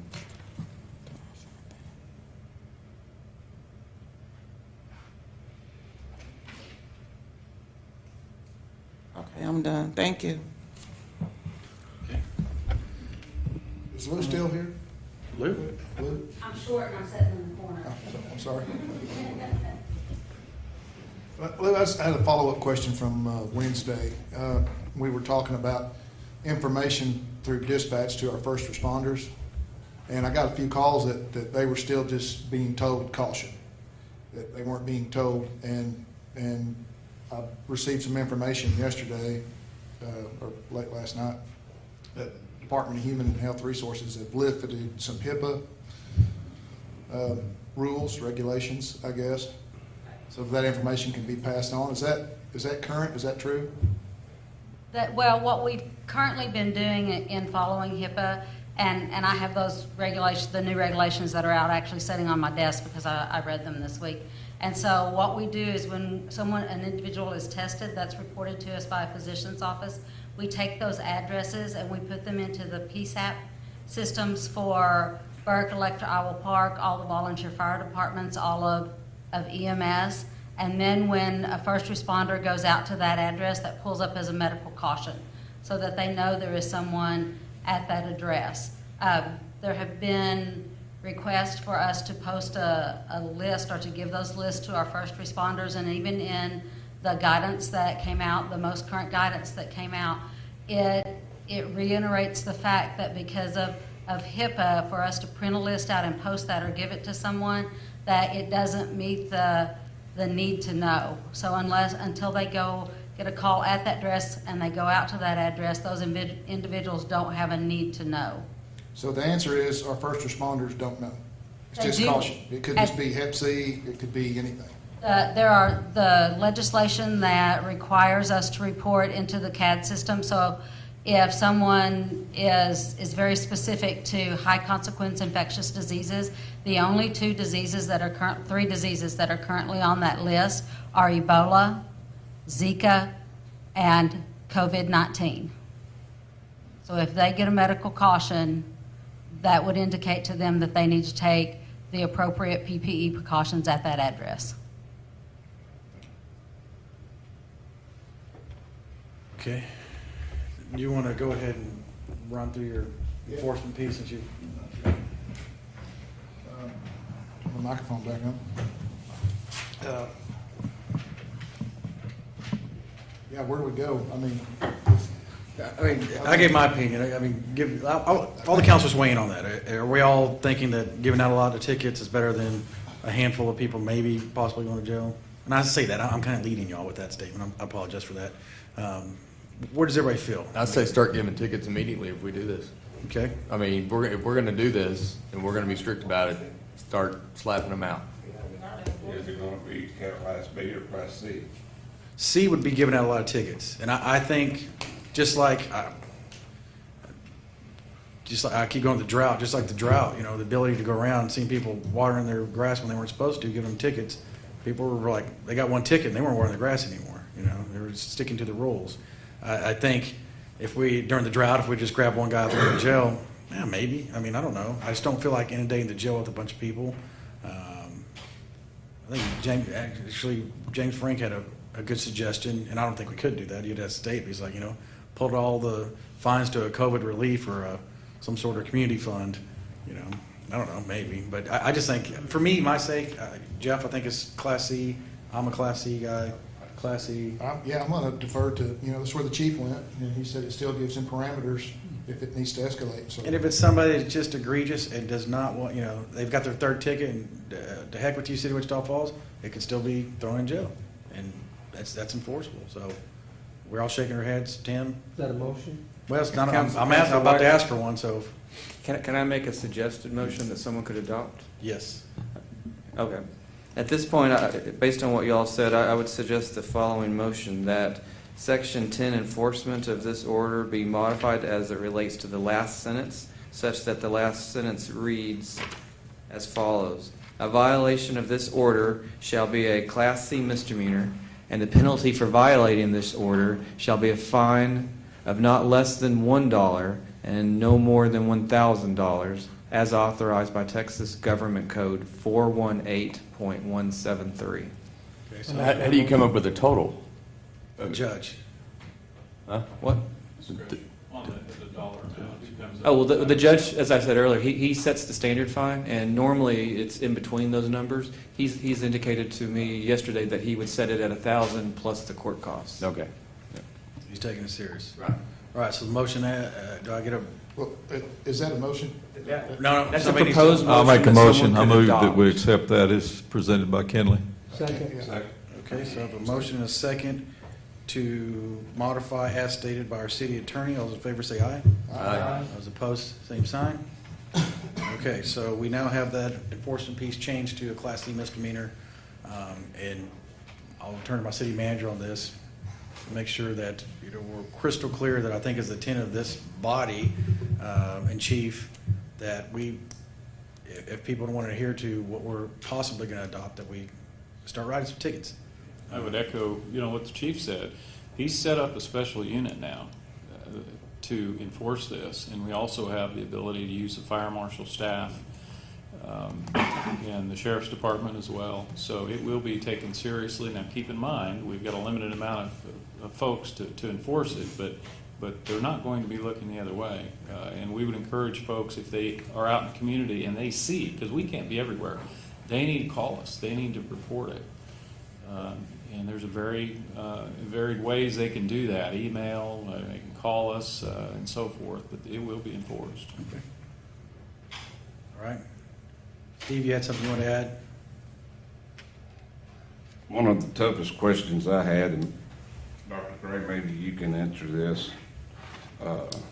with the AA community.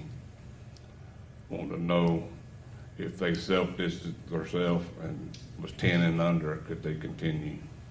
You know, I got asked that question in regards to, do they have to go to the meeting? And the DA's office has cleared that up and said that they talked to all the judges, talked to the probation officers, and they haven't talked to all the AA, but if you miss AA meetings, you can go back to jail. They've waived that during this period, whatever period we say, and I think the state reflective too. But I was going to say there's several answers. One of them, if you're ordered to go, you have to go. But since the governments that the mayor's talked to has said that order is not going to be enforced at this point, if it didn't be voluntary.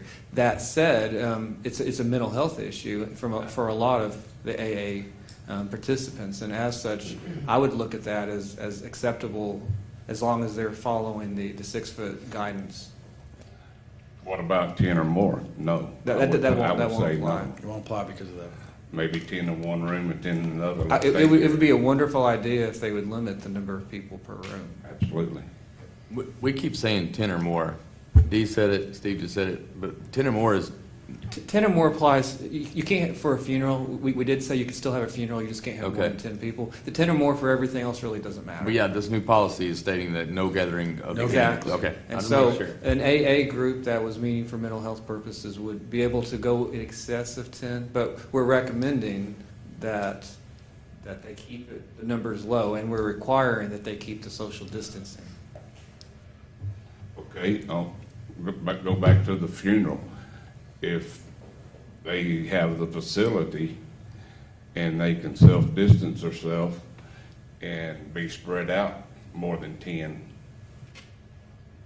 The way it's written is 10. We have a exception for health and safety, and a medical type exception, and the medical exception doesn't apply to funerals. That being said, if y'all wanted to look at making a change to that, that would be within your purview. That's a tough one as well. It is a tough one. You know, Yes, ma'am. maybe we could limit to immediate family only, you know, but there again, you're gonna be over 10. You know, I thought about this last night in terms of funeral. I couldn't imagine trying to bury a loved one and only being able to pick and choose who gets to say goodbye. I was thinking of maybe treating it like daycare if you're going to have more than, you know, and it's a shorter span. Daycare may be a day-long event that they're watching children. Maybe having it to where, you know, if you want to put 10 family members in the main hall, most of our funeral homes have the ability for separate rooms. You know, we can keep them separate, but same thing, that, you know, they'll be policed the same. You know, If you have separate rooms, you can have each room with 10, and that would be okay. And then maybe as 10 people enter and view, walk out, 10 more can enter and view and walk out. You know, all the constraints are still going to exist. But that's the only thing I could think of last night was if you treat it almost like the daycare where, okay, we don't want you to have 50 kids in a room if you can, and we want you to, you know, small groups and have them spread out. Tell me what council thinks. Are we going against the intent of what we're doing today, or? I think it ought to be up. I mean, that's just a tough question all the way around. Maybe immediate family, you know, and keep it, like you said, if you've got a big church, maybe can you keep 10 in one area, then 10 in the other area? You also open up to weddings now. Well, I would say weddings can be. We don't allow weddings at all. Okay, Yeah, I'm so just saying. I talked to Patrick Hall. That's There is guidance from the Department of State Health Services and the CDC on funeral services, and they are explicit to the 10. Our ordinance prior to, and I'm not sure what this would allow them to have a larger graveside service that was more spread out. But even as you saw in the news last night, there are funerals that they're holding in other areas that they're not allowing anyone to attend, and they're setting up cameras so that they can view. There was one gentleman that was on last night that was talking about having to attend his sister's funeral that had died from COVID from a phone, on his phone in his car. And so I know that those are very heart-wrenching times, and that's very hard. But I think at these times when our main purpose and our main goal is to keep people separated, that we need to maintain that. And I realize that's difficult. I mean, I have a large family. My immediate family would be more than 10. And so I understand that. You know, I have a mother who is 82, and if she passed away, that would be very, very hard on me and not the rest of my family. But I think in this instance and the times that we're going through, we're facing tough decisions, and I think that we have to consider that. Okay. All right. Anybody else? On any, I mean, as we're rolling through this document. We're gonna just leave it like it is. Falls under what Representative Franks, considered, base your decision on science in some instances, and that's part of it.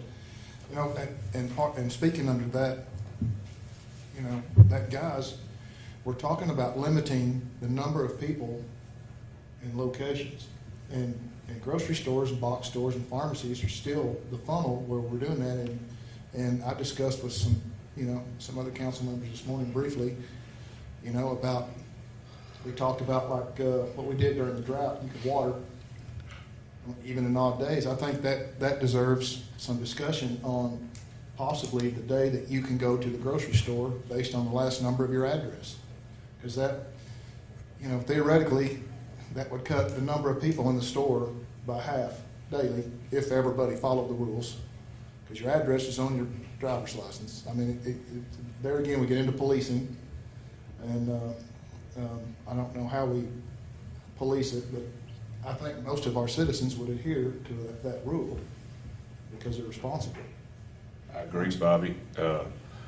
Just like we had talked the other day, maybe go, by our address or by district. It's just gonna be tough because people don't even know what district you're in right now.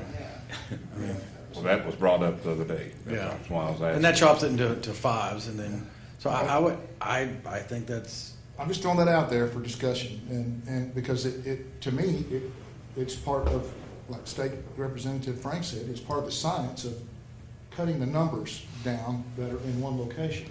So, I mean, how could we do it? Like, Kinley, I mean, how would that work? We would basically say that people are allowed to go to grocery stores on Monday, Wednesday, Friday if the last number of their address is even, and Tuesday, Thursday, Saturday if it was the last number was odd, as About for Sunday. instance. Or Sunday could be a free for all. I mean, it just depends on what y'all wanted to do. Yeah. It's going to be, it's free for all is the problem. It's kind of like what tonight's going to be. Because people are going to just run out and grab everything and try to get everything they can. But Walmart's still going to be open tomorrow if this goes in order. Well, the other part of that is some of the grocery stores are already limiting what you can purchase, correct? Right. That's got to be part of this. You can't go in there and buy all the bread or all the milk. I mean, so there has to be some common sense in this, and we have to have some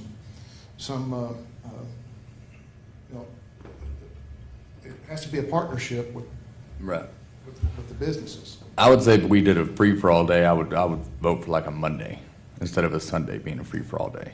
Does that make sense? I'd envision maybe trying to alternate every other week, but that would cause so much confusion. Right, It's but not if you did worth it. like a Monday as a free-for-all, that way at least some of the people are at work and not everybody's Sure. available to go. is anybody opposed to letting us think on this, myself, Darren, and Kinley, to maybe if we wanted to come up with trying to limit the citizenry on what day they can go to what are we just going to call it, the big box stores or the It would be Walmarts? grocery. I think it would be the grocery stores is probably the. I would Sam's include the big box stores. We'll call it high volume stores. There you go. Well, we would call Let us it- put something on paper. I mean, I would just plan on reconvening Monday again. I know that's, in a time of emergency, I just think we're just going to need to do something if we want. Well, let's just say, for right now, I think we'll probably end up reconvening Monday to kind of. I agree. And give the businesses time to get with Kinley and all, and define essential. Because if I think the way the word's going to go, and we do pass this, the weekend's going to be flooded with me, am I in this? And then we're going to send that to Kinley. And of course, they're not on during the weekend. Well, we are this weekend. Okay, so this weekend we're working. and then we can try to go through this, and then maybe we can have a suggestive piece on Monday, Wednesday, Friday, this address, or, you know, A through M, or whatever, however you want to do it, to maybe limit those. And that will give us a couple of days, and I don't know if this is on Lou staff or who we're doing this with, but the high volume stores, telling them that I've already got the complaints today, you know, they are just gonna have to tighten up, or we're gonna tighten them up for them, you know, and for the sake of our community. James Frank had a good point. You know, you're doing this, but you're creating a lot more volume in these stores. I don't know, is that on you, Lou? I don't know, who is that with? You don't have anything on your plate, do you? I mean, do we have staff to do that? Do we have somebody to remind these individuals? I mean, we're only talking about, one would think, 5, 6 stores. As we've gotten complaints, we have called and visited with them, but, I mean, currently, we don't have anything in place. All we can do is suggest to them and tell them that they need to do social distancing. We can send the police department out if there's crowds out front, but, I mean, we don't have any regulatory authority to do that through the health department. We can certainly visit with them. Because we've had to call so many of them because individuals have been in their stores. So we do have a relationship with them, but I don't know from an enforcement standpoint that we have the ability to do that. We can offer them suggestions and make suggestions, but one of the things that we have talked about in meetings is to have them monitor in some way so that they're at 50% of their capacity, and I'm not sure how that would work, but that would certainly cut down on the number of individuals that could be in the store at any one time. Okay. I think, let's see if we can come up with some sort of policy for that. And then somebody just texted me, it was actually a previous mayor, Glenn texted me, and, you know, what do we do about the residents that aren't from Wichita Falls? And I think they'd probably have to be excluded, you know. Well, you have people from, you know, Arch City comes into United. They could be ticketed. Yeah, so. Anyone who's in the city limits of Wichita Falls, no matter where they're from, have to follow our laws. So once they come into town, they'll be following. Their address of where they're from goes in, yeah. I mean, if someone comes in from Lakeside City, they can't go to our parks and congregate with other people just because they're from out of town. That's right. So I think the high traffic, big box stores probably need to have those notices posted. If this happens, probably need to post that right there on the door. You know, as many signs as you can have available. And I'm not trying to cause confusion or. No, actually, I never thought about this. I wanted us to discuss this because, well, let's just ask Torrin. Would you have a problem not being able to go to the grocery store every day? My suggestion would be, instead of looking at days of the week, look at dates of the week. There's even, odd, even, odd, even, odd, address, even, odd, even, odd, even, odd. Doesn't matter what day of the week it is, the date of the week. Odd address goes to the grocery store on an odd day. Or maybe by your last name. I got a question with it. Go ahead, Steve. I'm sorry, dear. I have a question with it, though. I get what y'all trying to do, but then also you have to think about those who are on fixed income, who get a check once a month at the first of the month. That's normally when they go shopping. I work at a pharmacy, and when they get their checks at the first of the month, that's when they come and get their medications. So keep that in thought also when y'all decide to make these changes. Well, based on the mayor's comments a few minutes ago, what I see us doing is voting on this ordinance today and meeting again Monday and giving council the weekend to make notes and revisions that we want to see done possibly. Is that what you were saying? I think that's going to be I think that's a great point. Great point.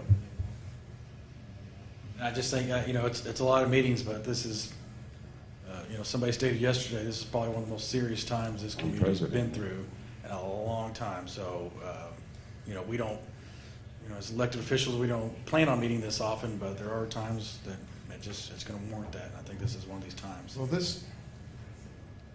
I know shelter in place those words scare people, but this is a very liberal document, in my opinion. And, you know, based on testimony from our medical community this morning, I think it's almost too liberal, in my personal opinion. So if we can take their medical opinions and we can take some scientific opinions and to make this better, maybe less restrictive on some people, more restrictive on others, but It's not perfect, but it's a really good place to start. And I'm sure, I think my phone's already smoking over here. So everybody is going to have a busy weekend. And, In order to get a document prepared, obviously waiting to hear from all the council over the weekend and whatnot, and still being able to post a meeting, which we can do very quickly, but post it such that people know what we're actually doing. I don't know if it is maybe even Tuesday morning too late, so that we can get it worked through on Monday and then posted Monday afternoon. I don't mind that. I mean, the intent is to get it right. I don't want to meet Monday if we got to meet Tuesday. So if we're going into that and we adopt this document today, are we going to adopt it as is? Today, as is. As amended. And truthfully, if we're talking about a 14-day time span, even the 8th of April really is just a 12-day time span. we meet on the 7th. Huh? We meet on the 7th. Yeah, we did that because you're having a meeting on the 7th. That's right. So. That's right. And I know I said the people that's on fixed income, but also the people who live paycheck to paycheck. I'm one of those. And then also you have people who get food stamps like on certain days. So that's normally when they go get their groceries and stuff too. So Do they not have the ability to wait a day? One day. I mean, they might. I don't know their situation. I can only speak for my household. But I represent a district of a lot of low income, the less deserved population. So I'll be their voice today. That's what I'm saying. Since you represent, you're one of those paycheck to paychecks.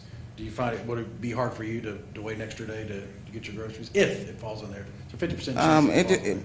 I go get my stuff when I get paid. You know, some people get paid every 2 weeks. Some people get paid once a week. That's, you know. And truthfully, I mean, Once a month. we're talking about Once a month, like we're I talking about a said. huge honor system here because we're not going to check every ID, nor is United or Home Depot or It has the advantage, and we've already heard from people that, when they take a bus ride to the grocery store, they're coming back on the bus empty-handed because they don't have those staples in stock. So this would help that, actually. It would help the distribution chain and the grocery stores on the stocking if they can limit the number of people going in there as soon as they open the doors and buying up all the bread and the eggs and such. So for the folks on fixed incomes that, may get their check and go in that day and don't find anything to buy, this may actually help them get it quicker. And I like Torrin's advice. I don't know if I'd ever say that publicly. I appreciate Torrin. The That's odd why day. the media is an essential business. It's essential for all the advice you give. So I guess come up with a couple suggestions, get to council. I like if you're odd day, it's odd day. I mean, it's easy to remember. And that seems pretty. Unless it's the 31st and then the 1st. There you go. Nothing's perfect. Nothing is perfect. Nothing's perfect. He just blew a hole in your whole idea, Torrin. Mr. Mayor, Yes, sir. if I'm not mistaken, we have a motion and a second to discuss this item. I don't want to cut off any more discussion. We've been here I've got coming four up more for citizens 4 that still hours. speak.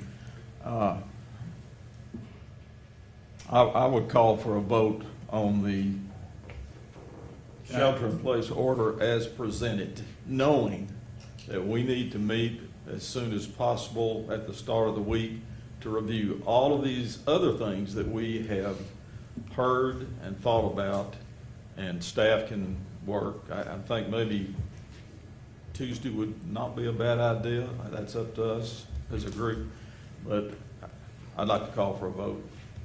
Can you modify that? Your motion was as presented. Can you modify it to as amended? Say again? We did amend it, so you're. As amended, yes. Before you get a second, I want to remind that I've always had a hard, steadfast rule that any citizen that want to speak before this council, I'm going to allow them. I've got 4 more that want to. I got 5 Well, more. on the agenda, we're at number 4, and action must be taken or a table before we can proceed. Now, that's Robert's Rule of Order. as I Absolutely. remember. And I think we need to approach and take action on that, and then if there's other council matters, concerns of council, well, we've already said our things. But then number 6 is comments from the public. Well, but they did speak on this item. they're able to speak on this item before we take a vote. That is true. If you want them as mayor to speak on the item on the table. You will rescind your certainly. motion? Or Yeah, I'll. for failure of a second, maybe? Second. Or Second. are you seconding his motion to go ahead and vote on it? No, let the people talk first. We won't have a motion for that. Right now, the motion on the table is to vote on our amended action today. Do we want to let the people talk? Okay, for failure of a second, we're going to go ahead and bring in and briefly, I say briefly, 3 to 5 minutes to see. I'll rescind my motion at this time. Okay, thank you, Michael. One in the room, so if you want to put in some.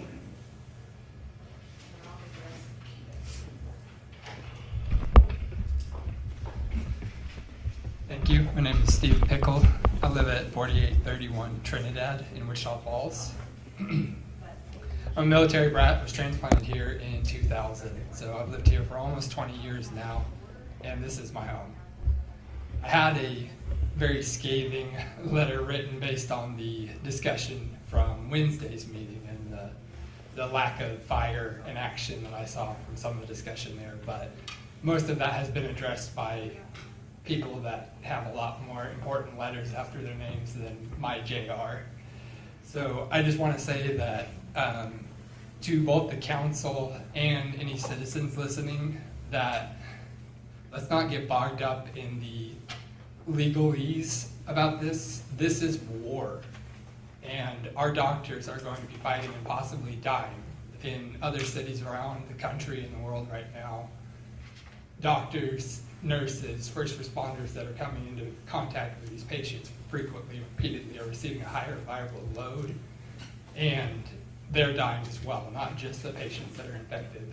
The doctors and nurses are, sorry, I'm really emotional, not used to speaking in public. But this is war. There's soldiers on the front lines.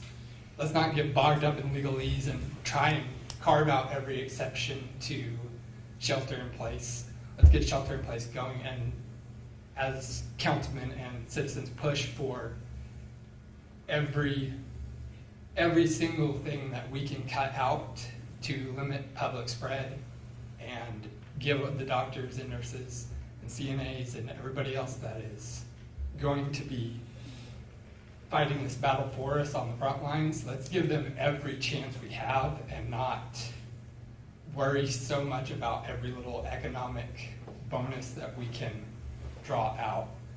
The economy of this town is made up of the people, and I love the people, and I love the local economy and the local business we have, but we can rebuild the economy. We can't undo the lives lost by losing the message in the legalese, what's essential, what's not. I'm speaking to both the mayors and the council and the mayor and the citizens and saying, don't lose sight of what is really essential is you need food, you need water, you need medicine, and everything else you can do to limit contact and give our doctors the time to limit that spread until they can get more PPE and more ventilators, as Ford and GM and GE, or 3M and GE are rolling that manufacturing capacity out. Let's do everything we can as citizens to buy them that time and that chance. Thank you. Thank you, sir.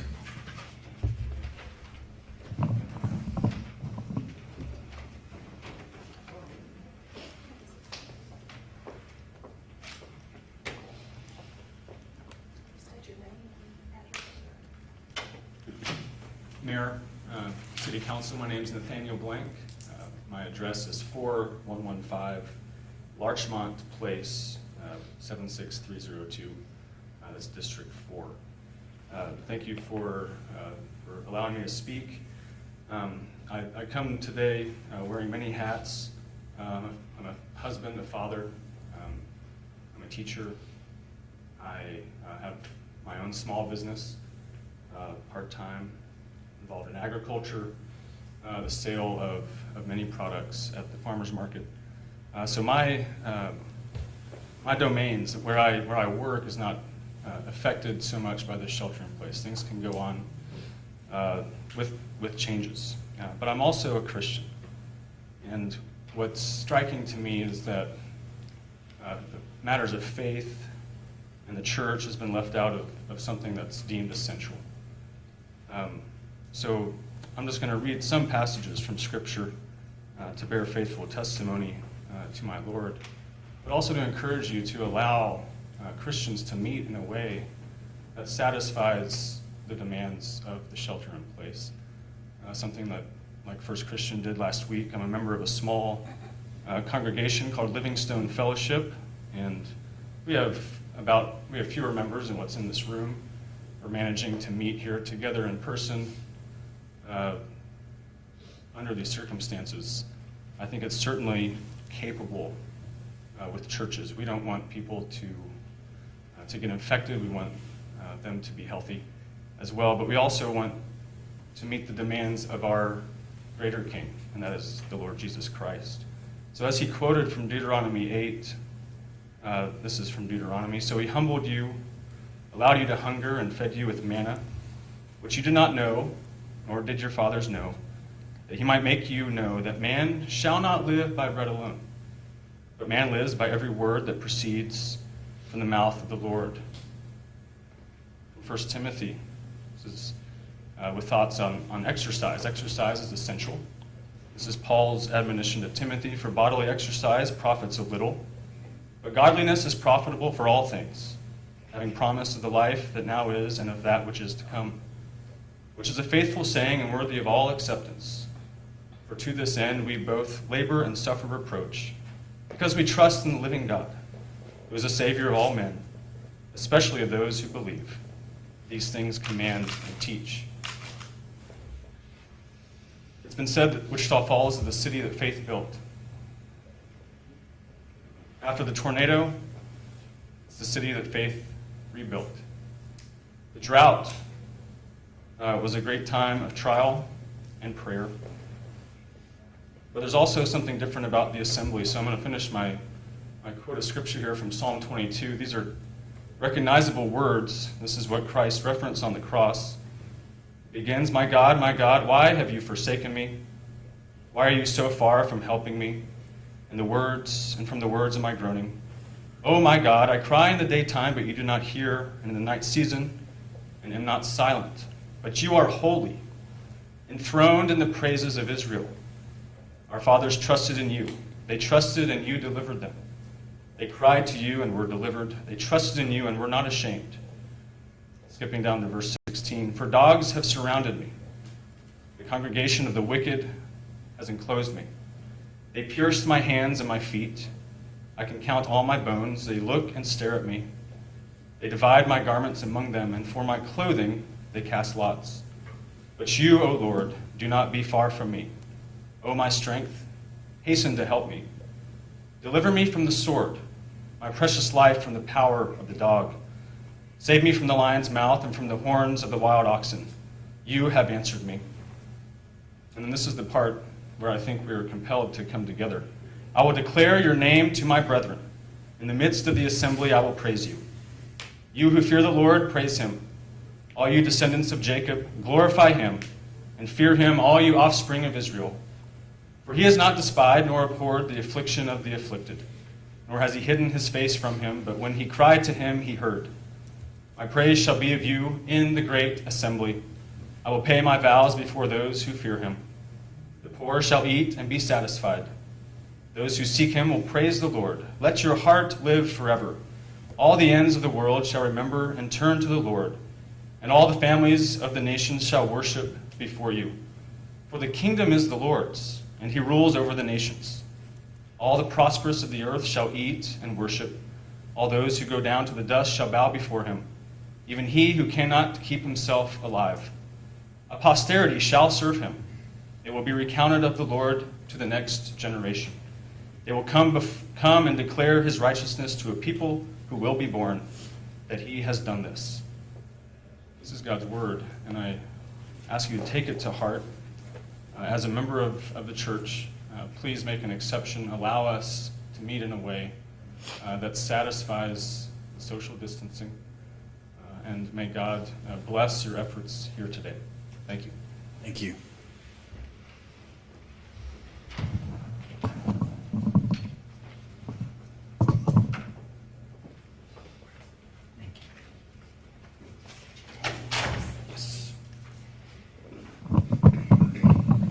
Good morning or good afternoon.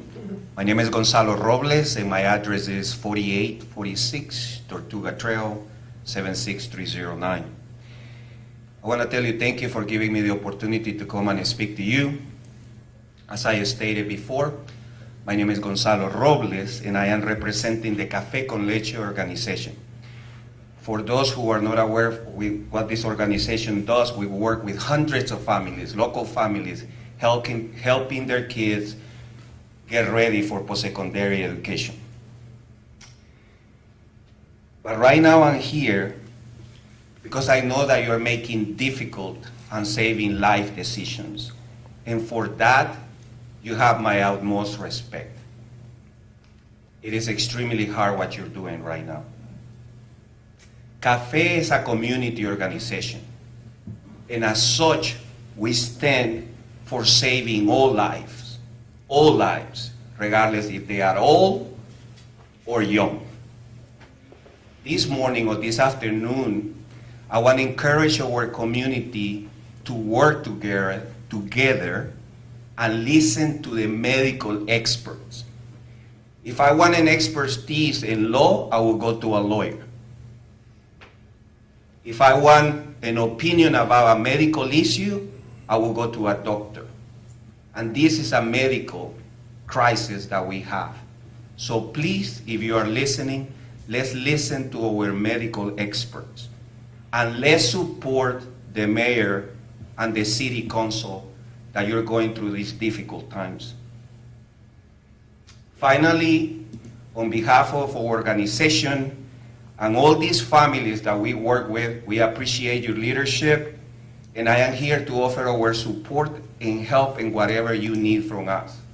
Like we can help you educate families, especially in the Latino families, that sometimes language is a barrier. We're here to offer that help if that's what you need. Thank you for your support, and God bless our community. Thank you. For those who don't know, that Gonzalo has offered his services a couple of days ago to me, and I think we've got him hooked up with PIO. Going through this, you're trying to think of everything, how this affects our community, and being Hispanic, I didn't think about the people that are receiving a lot of this information but are not able to translate or get it translated quickly what they are receiving. So Gonzalo has offered to help with us translating that to that community. So that portion, the Hispanic portion of our community, will now get it in English and in Spanish, so we can, information is king right now. As quickly as we can get it out there is what we need to do. So I appreciate the Gonzalo, not just coming up today and for your words, but for offering that help, because truthfully, I didn't think about it until you'd called and texted. So thank you. Absolutely. Thank you. You bet. Thank you for the work you do. Thank you.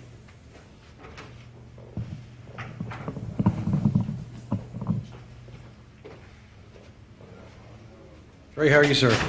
Good, how are you? Your name and address. Trace Arolla, Eddie Hills Fun Cycles is business address, 401 North Scott. First off, I want to say, Councilors, Mayor, I appreciate your support of the community, and I appreciate you putting your neck out there. I know it's hard to stick your neck out there and say, I'll serve. And I appreciate the service that you guys do, and understand that the weight of the world sometimes is on your shoulders when you're making decisions that involve people and their livelihoods and their health and that sort of thing. So thanks a lot. I was going through the list of excluded businesses, and what I was going to ask is that you would put excluded, somebody make a motion to exclude power sports dealers. The reason is, it's not only a transportation thing, but like in our business, for instance, 80% of our business roughly is agriculture, and we support agriculture. We're not the old motorcycle dealership down the store. What was that percentage? About close to 80% of our business is agriculture. We're not the old motorcycle shop down the street where you have a bunch of guys just hanging out riding motorcycles. We're ag. I joke that I got into the motorcycle business 28 years ago, and the last 15 years I've been in the ATV and side-by-side business. And our customers rely on what we do and the services we provide in parts, sales, and service to keep their ag business going. For instance, we sold 1 unit yesterday, ag.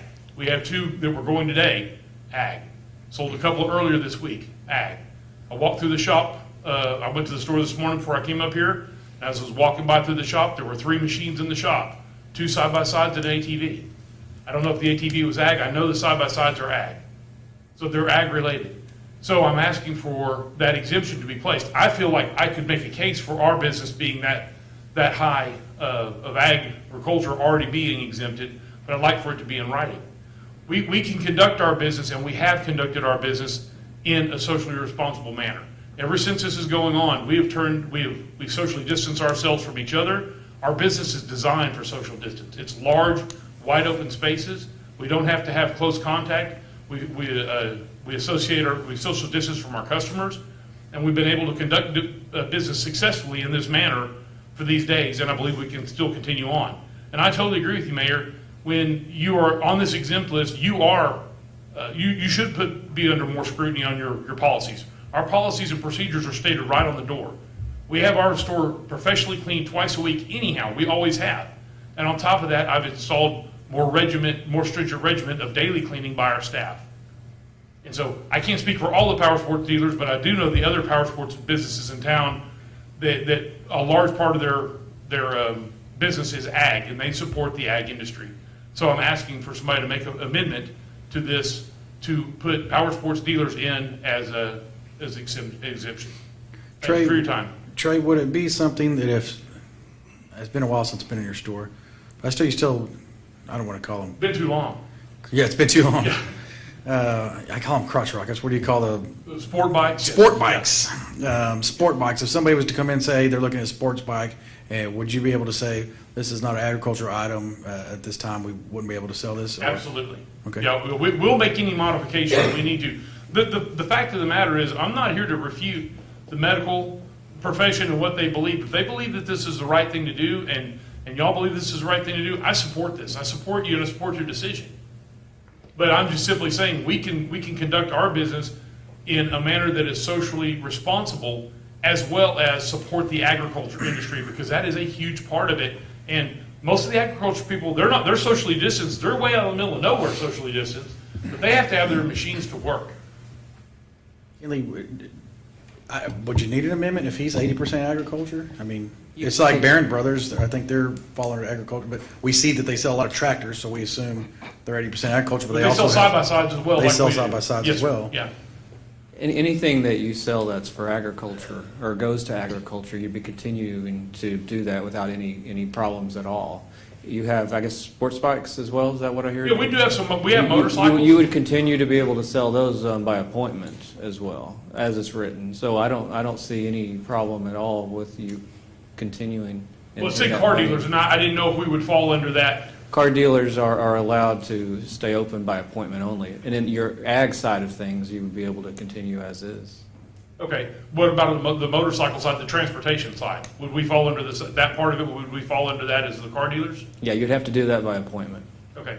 We could continue to service, but Yes. then, okay. Yes. But the agricultural side, we would just continue to operate as we are with the socially responsible way and the cleaning and the social distancing that we are currently doing. And we're monitoring our employees.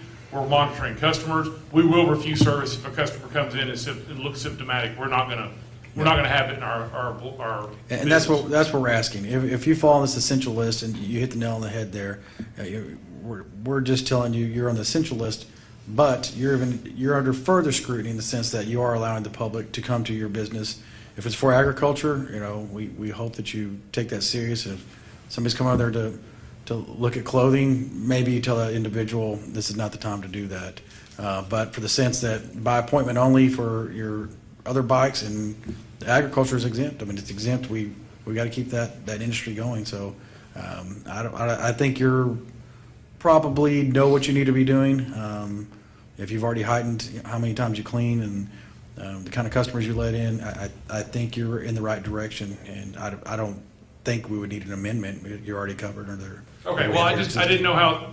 It's like anything else. When things are written, it's open to interpretation and things like that. So I wanted to make sure that we were going to be exempt based on what our business is, because I didn't see anything in the amendment that mentioned agricultural support. I saw where it mentioned agriculture, but not agricultural support. Just for everyone's clarification, the essential business being agriculture, there's also a section that allows any company to be essential if they service an essential industry. So by servicing agriculture, you are by definition an essential business as well. Thank you very much. I appreciate your time and pray for you guys and gals. And thanks for serving. All right, thank you, Trey.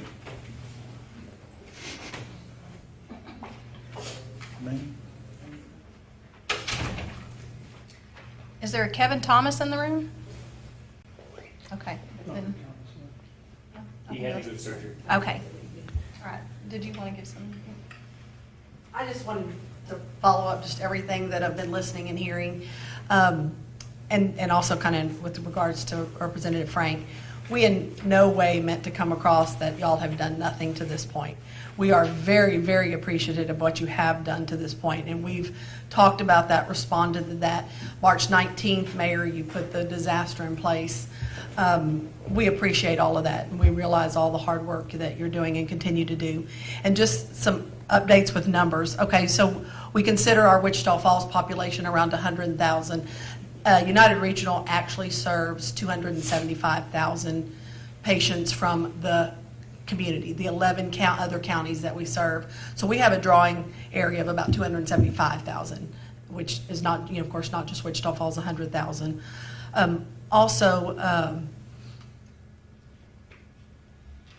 The way the coronavirus is spread, just a little bit there as y'all are thinking about this. He said, would a change we've done several days ago affected what we're seeing now? Honestly, yes, if we would have done it 14 to 15 days ago. That's what we look at. The change you made on March 19th, we're not going to see the benefits of that disaster declaration until April 3rd. What we do today, we're probably not going to see the benefits of that until April 10th or 11th. Had we 14, 15 days ago put in stricter constraints and done something with travel, yes, we might have affected the number we're seeing today. The coronavirus, unlike the flu virus, which comes on overnight, you're sick, you know it, you're isolated, you're done. Coronavirus is 6 to 8 days. So these people that are traveling in and are well and are coming in contact with everybody, they're not showing symptoms. They're not sick until 8 days later. And then 8 days later, when they figure out they're sick, we have to go back all those days and figure out the hundreds of people they've come in contact with. So that's why it's so important to isolate, because it's not just, could we have prevented the 10 cases today 2 weeks ago? We might have, we would have known about that one positive, but could we have prevented the 50 people they came in contact with before they were symptomatic or before we got the test back? Yeah, we could have. And so we can prevent. We're not going to see the fruits of our labors for up to 2 weeks. But what we do now, we will see the fruits of those labors in 2 weeks. And then realize that the coronavirus comes on very slow. You're not going to show symptoms for 6 to 8 days after you come in contact with it. So you've already infected that many people in those days that you've gone around believing that you're healthy. So just some couple of follow-ups to everything that y'all have been saying, and thank you, thank you, thank you. We're here to help in any way. If you have any other questions, suggestions, you have my contact. Mayor, please forward them to me. I'll find the right, if I can't answer them, I'll find the right person, anytime. Thank you. 24/7. Thank you, thank you. All right. Michael? Well, that's it for the public, right, Marie?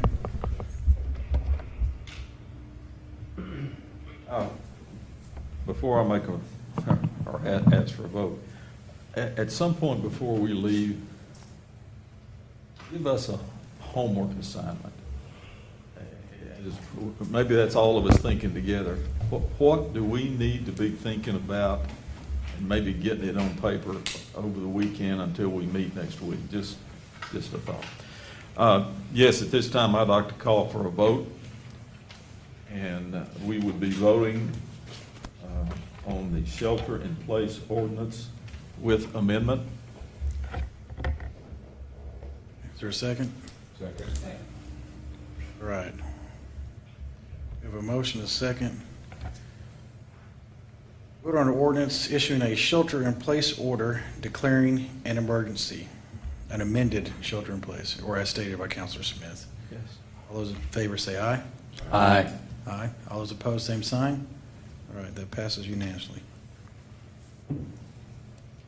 Item 5 is council matters. If anyone wants to speak quickly. Okay, I'm just going to give a brief statement. Basically, oh, go ahead. I just got one quick thing to ask. I'm just curious, I've been asked by several people, which is more than 2 weeks ago, Has there been any talk or any plans, and, because I don't know how many test kits are available. I've been asked about a drive-up facility to get tested that's outside somewhere. Is there any plans for anything like that? Lou, I think the hospital's, I don't know. Harmony Clinic. We do have several locations here in Wichita Falls that are doing drive-up testing, and some of those are open to the public. Some of them are just open to established patients at those facilities. United Regional opened up a site this week as well, in a tent outside their hospital. So those options are available. They'll still need to call ahead before they go and make arrangements, but there are sites in Wichita Falls that are available for that type testing. And it's important to remember that if you're asymptomatic, there is no indication for testing if you've been exposed, because as Dr. Peters said, there is that exposure period, and it's thought to believe, she said 6 to 8, it's thought to be 2 to 14, and so anytime in that 14-day after exposure, so if I'm asymptomatic and I go get a test today, all that's going to tell me is that I'm asymptomatic today. That will not tell me if you've been exposed to someone and you're in that 14-day period. That's not going to tell you that at day 12, day 13, that you're not going to become positive. So really because there are limited test kits available, it really is important that we use those in the most judicious manner and not be testing those that are asymptomatic, that those individuals isolate, monitor their symptoms for 14 days, and then if they do become symptomatic, to contact their physician. So there's private locations available? Yes, there are. Yeah, I know we're flooding the community with information, but can we put that out on our? We can. Yeah, I think we can put it on our, either the health department or the city's webpage. Which locations, again, some locations are only going to be for established patients only. There may be others that are accepting, but the physician community know that. So if somebody goes and says, I think I need a test, they're going to point them to where they can get the test. And when they call into our call center, what we've been directing them to do is to call their primary care physician. Even if they're have limited testing, those physicians have the resources to refer them elsewhere.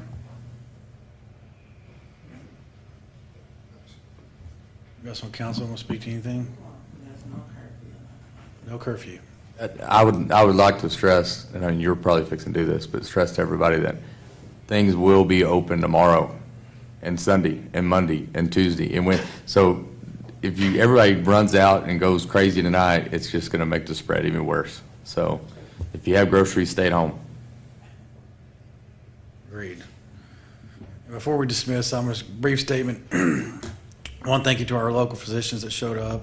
A special thank you to James Frank, our representative. I know he has a busy day, just like the rest of us. He took his time to wait here for several hours before he got to speak.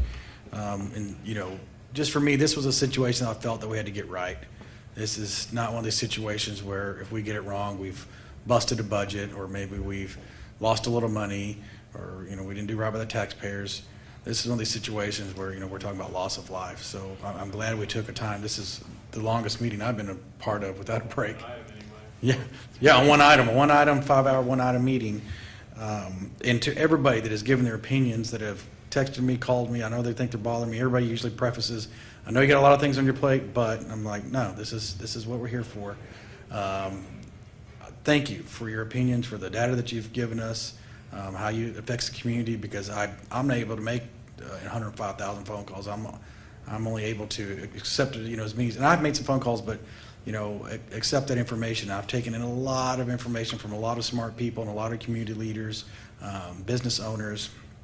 Thank you for that. But today, I want to make sure that we were data-driven, and that's why I wanted physicians to be here today in order to give us a clear-cut picture. And just like one gentleman, Steve, he stated something pretty nice. He said, we can rebuild the economy, we cannot rebuild people.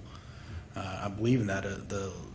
The lady the other day, our nurse, who said, she cares about mom and pop stores, but she really cares about mom and pops more. That kind of struck a chord with me. I think the decision we're doing today is the right decision. I think it was based upon a lot of facts and a lot of data, because we have to be data-driven. I'm just the vessel. You know, this council is just the vessel in which we were going to enact this. We're going to sign this. We'll get it in motion. And to the people that are on the essential list, you know, let it be known that we are going to start issuing tickets. We're going to start issuing tickets, and we expect you to heighten your responsibility in the sense that there are people having to close their doors.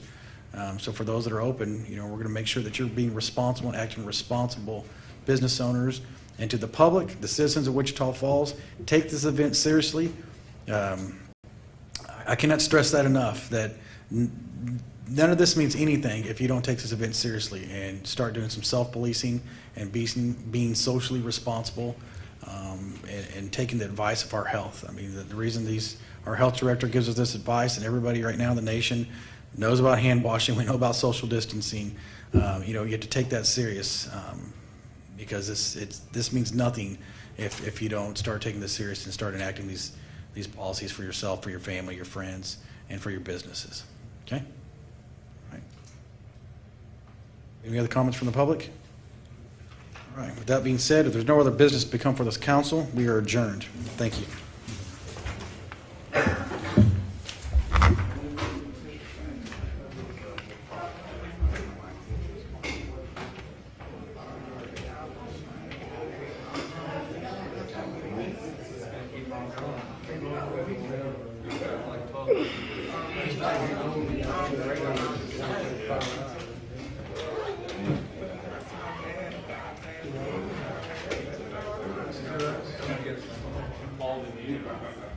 I think Tuesday. Keely gets to work with you? Yeah. Mayor, if I get gangrene thrombosis.